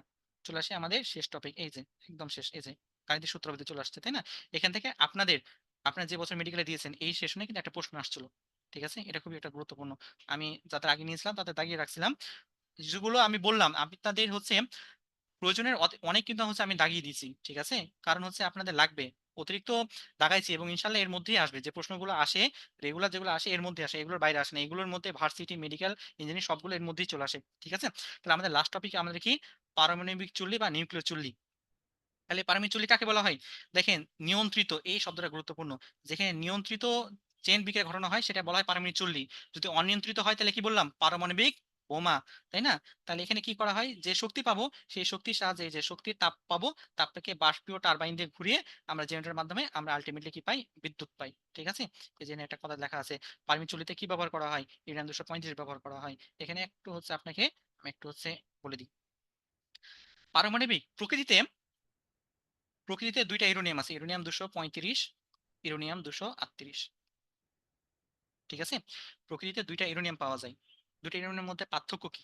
পার্থক্য হচ্ছে, নিউটন দিয়ে যখন একে আঘাত করবেন 235 কে, সে একটা থেকে দুইটা, দুইটা থেকে চারটা হয়ে হয়ে সে শক্তি দিবে। ঠিক আছে, কিন্তু এই নিউটনকে দিয়ে যখন একে আঘাত করবেন, এ তো ভাঙবে না, উল্টা একে খেয়ে ফেলবে, মানে শোষণ করে নিবে। ইউরেনিয়াম 238। তাহলে আপনি হচ্ছে শক্তি কোনটা থেকে পাবেন, 35 থেকে নাকি 38 থেকে? 35 থেকে পাবেন। ঠিক আছে, কিন্তু দুঃখজনক বিষয়, প্রকৃতিতে আমাদের এই 235ই থাকে কম, 238ই থাকে বেশি। তাহলে হচ্ছে আমাদের এটা হচ্ছে অনুপাত হচ্ছে কত, আমাদের এটার হচ্ছে অনুপাত 1:, হচ্ছে আমাদের 142। মানে এটা দেখেন, এক অনুপাতে থাকে, এটা 142 গুণ বেশি থাকে প্রকৃতিতে। কিন্তু এটা এটা থেকে আমরা কি শক্তি পাবো? পাবো না। আগে আমাকে ইউরেনিয়াম 238-কে 235-এ কনভার্ট করতে হবে, তারপরে আমরা হচ্ছে শক্তি পাবো। ঠিক আছে, এই কথাগুলো আপনার বইয়ে লেখা আছে। দেখেন, পারমাণবিক চুল্লিতে কি ব্যবহার করা হয়, পারমাণবিক চুল্লিতে ব্যবহার করা ইউরেনিয়াম 35। প্রকৃতিতে দুইটা আছে, ইউরেনিয়াম 38 আছে, ইউরেনিয়াম 235 আছে। এটা 142 অনুপাতে থাকে। আপনি যখন ইউরেনিয়াম 235-কে নিউটন দিয়ে, যে তাপীয় নিউটন দিয়ে যখন ইউরেনিয়াম 235-কে আঘাত করবেন, বিভাজন হবে, মানে ভাঙবে, ভাঙলে শক্তি পাবেন। কিন্তু 238-কে যখন ভাঙতে যাবেন, ভাঙবে না, সেই ইলেকট্রনকে শোষণ করে নিবে। তাই আমরা কি, তাই হচ্ছে আমাদের ইউরেনিয়াম 235-কে আমরা সরিয়ে আমাদের 35টাই আমাদের বাড়াতে হয়, তাই না? এই জন্য হচ্ছে 235টাই আমরা ব্যবহার করি। এটা হচ্ছে একটা গুরুত্বপূর্ণ একটা ইনফরমেশন। এবং পরের ইনফরমেশন আছে এখানে, যে নিউক্লিয় চুল্লিতে কি ব্যবহার করা হয়। নিউক্লিয় চুল্লিতে জ্বালানি দণ্ড ব্যবহার করা হয়, মডারেটর, নিয়ন্ত্রণ দণ্ড, শীতলীকরক পদার্থ ব্যবহার করা হয়। নিউক্লিয় চুল্লিতে আমরা কি ব্যবহার করি, চারটা জিনিস ব্যবহার করি। এটা হচ্ছে যা দিয়ে আমাদের হচ্ছে আজকে আমাদের শেষ হয়ে যাবে। তাহলে আমরা কি ব্যবহার করি, নিউক্লিয় চুল্লিতে আমরা জ্বালানি জ্বালানি দণ্ড ব্যবহার করি। তারপরে আমরা কি ব্যবহার করি, মডারেটর ব্যবহার করি, মডারেটর ব্যবহার করি। আমরা ব্যবহার করি হচ্ছে নিয়ন্ত্রক ব্যবহার করি, এবং একটা ব্যবহার করি 4 নাম্বার, শীতলীকরক। শুধু যদি জ্বালানি দণ্ড ব্যবহার করতেন, তাই না, তাহলে হচ্ছে সেটা কি, সেটা হচ্ছে পারমাণবিক বোমা হতো। এই যে এই তিনটা এক্সট্রা ব্যবহার করছে, কারণ কি, এটাকে নিয়ন্ত্রণ ঘটানোর জন্য আমার এই তিনটা এক্সট্রা জিনিস লাগছে। তাহলে জ্বালানি দণ্ড হিসাবে কি ব্যবহার করা হয়, ইউরেনিয়াম 235 নাকি ইউরেনিয়াম 238? অবশ্যই ইউরেনিয়াম 235 ব্যবহার করা হয় জ্বালানি দণ্ড হিসাবে। মডারেটর হিসাবে কি ব্যবহার করা হয়, দুইটা জিনিস জানাবে, মডারেটর কাজ, মডারেটর হিসাবে কি ব্যবহার করা হয়। মডারেটর কাজ কি, এই যে মতে মনে রাখবেন, মন্দন, মন্দন সৃষ্টি করবে। কাকে মন্দন করবে, ওই যে ইউরেনিয়াম 235-কে কে ভাঙছিল আমাদের, একটা হচ্ছে নিউটন। এই নিউটন তো ভাঙছিল, তাই না? এটা যদি ভাঙতে, একে আমাকে থামানো লাগবে, এই নিউটনটাকে থামানো লাগবে, তাহলে তো আমি নিয়ন্ত্রণ করতে পারবো, নাহলে তো ইচ্ছা মতো ভাঙতেই থাকবে। তাহলে এই যে নিউটনের যে হচ্ছে গতিবেগটাকে বাধা দিবে, মন্দন করবে, সেটা কে করবে, মডারেটর করবে। এই মডারেটরের উদাহরণ কি, এই মডারেটর উদাহরণ হচ্ছে, দেখেন, মডারেটের উদাহরণ হচ্ছে মোটা মানুষ। মোটা মানুষ কি, মোটা মানুষ যাদের শরীর ভারী, তাই না, মডারেটের উদাহরণ হচ্ছে ভারী গা, গা মানে কি, শরীর, তাই না? তাহলে এই মডারেটের উদাহরণ হচ্ছে ভারী গা, ভারী গা মানে হচ্ছে ভারী পানি, ভারী পানির সঙ্গে কি, ডিটুও, এবং গাতে হচ্ছে গ্রাফাইট। তাহলে হচ্ছে আমাদের মডারেটর থেকে কি জানা লাগবে, মডারেটরের কাজ কি, মডারেটর মতে মন্দন সৃষ্টি করবে, এবং মডারেটরের উদাহরণ কি, ভারী গা, তাই না, মানে হচ্ছে আমাদের ভারী পানি এবং গ্রাফাইট। শেষ। চলে আসে নিয়ন্ত্রক। নিয়ন্ত্রকের কাজ কি, নিয়ন্ত্রকের কাজ হচ্ছে নিয়ন্ত্রণ করা। কি করবে, এই যে আমাদের যে বিক্রিয়াটা আছে, তাই না, আমাদের এই যে ওভারঅল যে বিক্রিয়াটা আছে, এই বিক্রিয়াটা হচ্ছে নিয়ন্ত্রণ করবে, তাই না? এবার বলেন, এই যে আপনাদের আমার মতো কি স্বাভাবিক মানুষ এই এত হচ্ছে একটা হচ্ছে ডেঞ্জারাস একটা বিক্রিয়া নিয়ন্ত্রণ করবে? নিয়ন্ত্রণ আমাদের মতো করবে না। তাহলে যারা বোকা প্রকৃতির মানুষ, বোকা মানুষ এই বিক্রিয়াটা নিয়ন্ত্রণ করতে যাবে। তাহলে নিয়ন্ত্রণ হিসেবে ব্যবহার করা হয় বোরন দণ্ড, ব্যবহার করা হয় ক্যাডমিয়াম দণ্ড। আপনাদের মেডিকেলে সম্ভবত এই বছরে আপনাদের এই কোশ্চেনটা আসছিল যে নিয়ন্ত্রক দণ্ড হিসেবে কোনটি ব্যবহার করা হয় নাকি মডারেটর হিসেবে? সম্ভবত নিয়ন্ত্রক দণ্ডটাই আসছে। তাহলে হচ্ছে বোরন ব্যবহার করা হয় ক্যাডমিয়াম।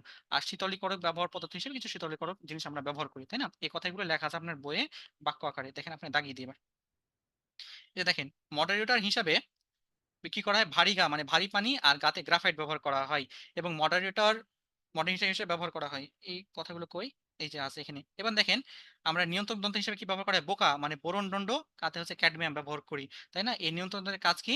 বিক্রিয়া যে নিয়ন্ত্রণ করার জন্য, শুরু শেষ নিয়ন্ত্রণ করার জন্য। এখানে দেখেন কতগুলো কথা লেখা আছে। আমরা জ্বালানি হিসেবে কি ব্যবহার করি ইউরেনিয়াম 235, তাই না? ইউরেনিয়াম 235 ব্যবহার করি। ভারী পানি, এই যে ভারী পানি কি মডারেটরের কাজ কি? মডারেটরের কাজ মন্দীভূত করা মানে মন্দন সৃষ্টি করা। ঠিক আছে, মডারেটর হিসেবে কি ব্যবহার করা হয়? ভারী পানি ব্যবহার করা হয়। ভারী পানি হচ্ছে কি কাজ করে এই কথাগুলো লেখা আছে, এগুলো লাগবে না, শুধু উদাহরণগুলো জানা লাগবে। উদাহরণ জানলে যথেষ্ট, এখানে আর তেমন কোনো কিছু নাই। আর যে কথাগুলো বললাম যে হচ্ছে কোনটা মডারেটর হিসেবে ব্যবহার করে, কোনটা নিয়ন্ত্রক হিসেবে ব্যবহার করে, কোনটা লাস্ট হচ্ছে শেষ লাইন জানার বিষয় আমি প্রথমেই বলেছি। পারমাণবিক চুল্লিতে নিয়ন্ত্রিত চেইন বিক্রিয়া ঘটানো হয়, আর পারমাণবিক বোমাতে কি হয়? অনিয়ন্ত্রিত চেইন বিক্রিয়া ঘটানো হয়। অর্থাৎ আপনার অর্থাৎ যদি নিয়ন্ত্রণ হয় তাহলে কি পারমাণবিক চুল্লি, যদি অনিয়ন্ত্রণ হয় পারমাণবিক বোমা। ঠিক আছে, আমাদের অধ্যায় এর মধ্যেই শেষ হয়ে গেল। তাহলে এর মানে কি? এর মানে হচ্ছে আপনি হচ্ছে পরীক্ষার হলে বসে আছেন, আপনার জিনিসটা হচ্ছে আপনারা তো পার করে আছেন একবার, তাই না? আমি যখন মেডিকেলে হচ্ছে পরীক্ষা দিই, পরীক্ষা দেওয়ার পর আমি কিন্তু হচ্ছে রাজশাহী কলেজ থেকে পড়াশোনা করছি। আমার একটা সময় ইগো টিগো অনেক ছিল, কিন্তু হচ্ছে আমি রাজশাহী কলেজ কারো পাত্তেই দিই না, এই দিই না ওই দিই না, কিন্তু মেডিকেলে যখন আমি চান্স পেলাম, তখন আমি দেখলাম আমার কিছু বন্ধু আছে যারা হচ্ছে আমার থেকে ভালো কলেজে চান্স পেয়েছে, আমার কিছু হচ্ছে বন্ধু আছে যারা মেডিকেলে চান্স পায় নাই। ঠিক আছে, তখন আমি মেডিকেল পরীক্ষা দেওয়ার পর আমি একটা জিনিস হচ্ছে নিজে হচ্ছে বুঝতে পারলাম যে আসলে মেডিকেলের 1 ঘন্টায় কাউকে মূল্যায়ন কখনো করা যায় না। ঠিক আছে, এই 1 ঘন্টার পরীক্ষায় কখনো কাউকে মূল্যায়ন করা যায় না। এই 1 ঘন্টার পরীক্ষায় সামান্য একটা এমসিকিউ 19-20-এর কারণে মানুষ একজন থেকে কে ফার্স্ট হবে, যার ফার্স্ট হওয়ার যে ফার্স্ট হয়েছে তার যোগ্যতা যতটুকু, যে মেডিকেলে লাস্ট পজিশনে চান্স পেয়েছে তার যতটুকু যোগ্যতা, যে 2-1 মার্কের জন্য ওয়েটিং এ চলে গেছে তারও সেম যোগ্যতা। কিন্তু আল্লাহ তাআলা ওই 1 ঘন্টাতে কাকে কোন জায়গাতে পজিশনে দিয়েছে সেটা হচ্ছে সে ওপর আল্লাহ ভাগ্য নির্ধারণ করেছে। মেডিকেল হচ্ছে এমন একটা জায়গা যেখানে হচ্ছে পড়াশোনা যা আছে, পড়াশোনা যদি হয় 40%, আমি বলবো ভাগ্য হচ্ছে 60%। এখানে ভাগ্য লাক জিনিসটা হচ্ছে অনেক ফেভার। ঠিক আছে না? এই কারণে আমার যে বন্ধু ভার্সিটিতে পড়ছে, যে বন্ধু হচ্ছে অন্য জায়গাতে পড়ছে, কাউকে হেয় প্রতিপন্ন করার কোনো কিছু নাই। মেডিকেলে পড়ছে, জিনিসটা কি আমরা শিখলাম না যে আপেক্ষিক, আইনস্টাইন আপেক্ষিক তত্ত্ব। আমি চান্স পাওয়ার পর যে খুশিগুলো সেটা আপেক্ষিক। আপনার যে বন্ধুগুলো চান্স পেয়েছে আপেক্ষিক খুশি। চান্স পেয়ে যাবে, 5 বছর শেষ করবে, শেষ হওয়ার পর ইন্টার্ন, ডাক্তার, তারপরে হচ্ছে আবার বেকার। বেকার হওয়ার পর কি তাকে পোস্ট গ্রাজুয়েশন করা লাগবে, আবার পরীক্ষা দেওয়া লাগবে, সবকিছু করা লাগবে। তাহলে এই খুশিগুলো, জীবনের খুশিগুলো হচ্ছে আপেক্ষিক খুশি। আপনি হয়তো চান্স পাননি মেডিকেলে প্রথমবার, আপনি হয়তো লাগছে যে মেডিকেলে চান্স পাই না, জীবনে কি না কি হয়ে গেছে, আমার দ্বারা কিছুই হবে না, কিচ্ছু না। আপনি, আমি একটা কথা বলি, যে যে সাবজেক্টে পড়ছে, ভার্সিটি কেন, একটা কলেজে, গ্রাম্য একটা কলেজে কেউ যদি একটা অনার্সে একটা কোনো একটা সাবজেক্টও পড়ে লো লেভেলের, সে যদি ওটাতেই পড়ে ওটাতেই যদি পরিশ্রম করে, সে হচ্ছে একটা ডাক্তার একটা ইঞ্জিনিয়ার চাইতে ভালো কিছু যাবে। আমার যে বন্ধুগুলো আর্টস কমার্সের বন্ধু, সেই বন্ধুগুলো হচ্ছে 2 বছর পর বিসিএস দিবে, বিসিএস দিয়ে সে হচ্ছে ম্যাজিস্ট্রেট হয়ে যাবে, সে বড় বড় হচ্ছে পজিশনে প্রশাসন ক্যাডারে চলে যাবে। আমাকে সালাম করা লাগবে, স্যার আসসালামু আলাইকুম, আমি হচ্ছে ডাক্তার। ওর থেকে কিন্তু আমাদের লেখাপড়া বেশি, আমাদের হচ্ছে জ্ঞান বেশি, কিন্তু তার কি ক্ষমতা বেশি। ঠিক আছে না? ভাগ্যের মোড় কাকে কখন নিয়ে যায়, আল্লাহ যাকে যতটুকু দিয়েছে সে ততটুকুই সন্তুষ্ট থাকা লাগবে। ঠিক আছে না? এই তো, এর মাধ্যমে আপনাদের আছে, এই জন্য আপনাকে বলি যাকে যেখানে দিয়েছেন, প্রথমবারে চান্স পান নাই, অবশ্যই আল্লাহ তাআলা আপনার জন্য ভালো কিছু লিখে রেখেছে, তাই না? অবশ্যই এক পথ বন্ধ হয়েছে আর অনেকগুলো পথ খুলে রাখা আছে। এজন্য কখনো নিরাশ হওয়া যাবে না। ঠিক আছে, আমার দ্বারা হয় না, কিছু হবে না। আল্লাহ যা দিয়েছেন, যখন দিয়েছেন, যেভাবে দিয়েছেন, সেভাবেই আপনি ততটুকু পাবেন, তখনই পাবেন, এর চেয়েতে আগে পাবেন না, পরে পাবেন না। ঠিক আছে না? এজন্য হচ্ছে কখনো হতাশা হওয়ার কোনো প্রয়োজন নাই। আল্লাহর কাছে দোয়া রাখেন, যে যে ধর্মের নামাজ পড়েন, আপনাদের হচ্ছে যে ধর্মের বা অন্য হিন্দু ধর্মাবলম্বী, আপনাদের হচ্ছে দোয়া পাঠ যেটা যেটা আছে সেটাই করেন, আর হচ্ছে পড়াশোনা করেন। ঠিক আছে, ইনশাল্লাহ। এর মধ্যে কার কোনো সমস্যা আছে আজকে যেগুলো বললাম? সমস্যা না থাকলে আজকে হচ্ছে আমরা শেষ করতে পারি। ঠিক আছে, আর যদি কারো কোনো সমস্যা থাকে, যদি অফলাইনে দেখা হয় কখনো, তাহলে হচ্ছে আসবেন, কথাগুলো বলবো।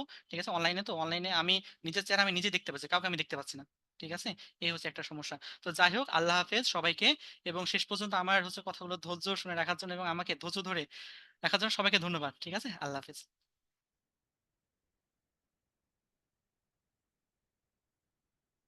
সারসংক্ষেপে কি কি পড়বো? সারসংক্ষেপে হচ্ছে মূল কথাগুলোই পড়বেন। বইয়ের ভিতর যা লেখা আছে সারসংক্ষেপে লেখা আছে, যে অ্যাটিপিক্যাল কথাগুলো লেখা আছে ঠিক আছে না?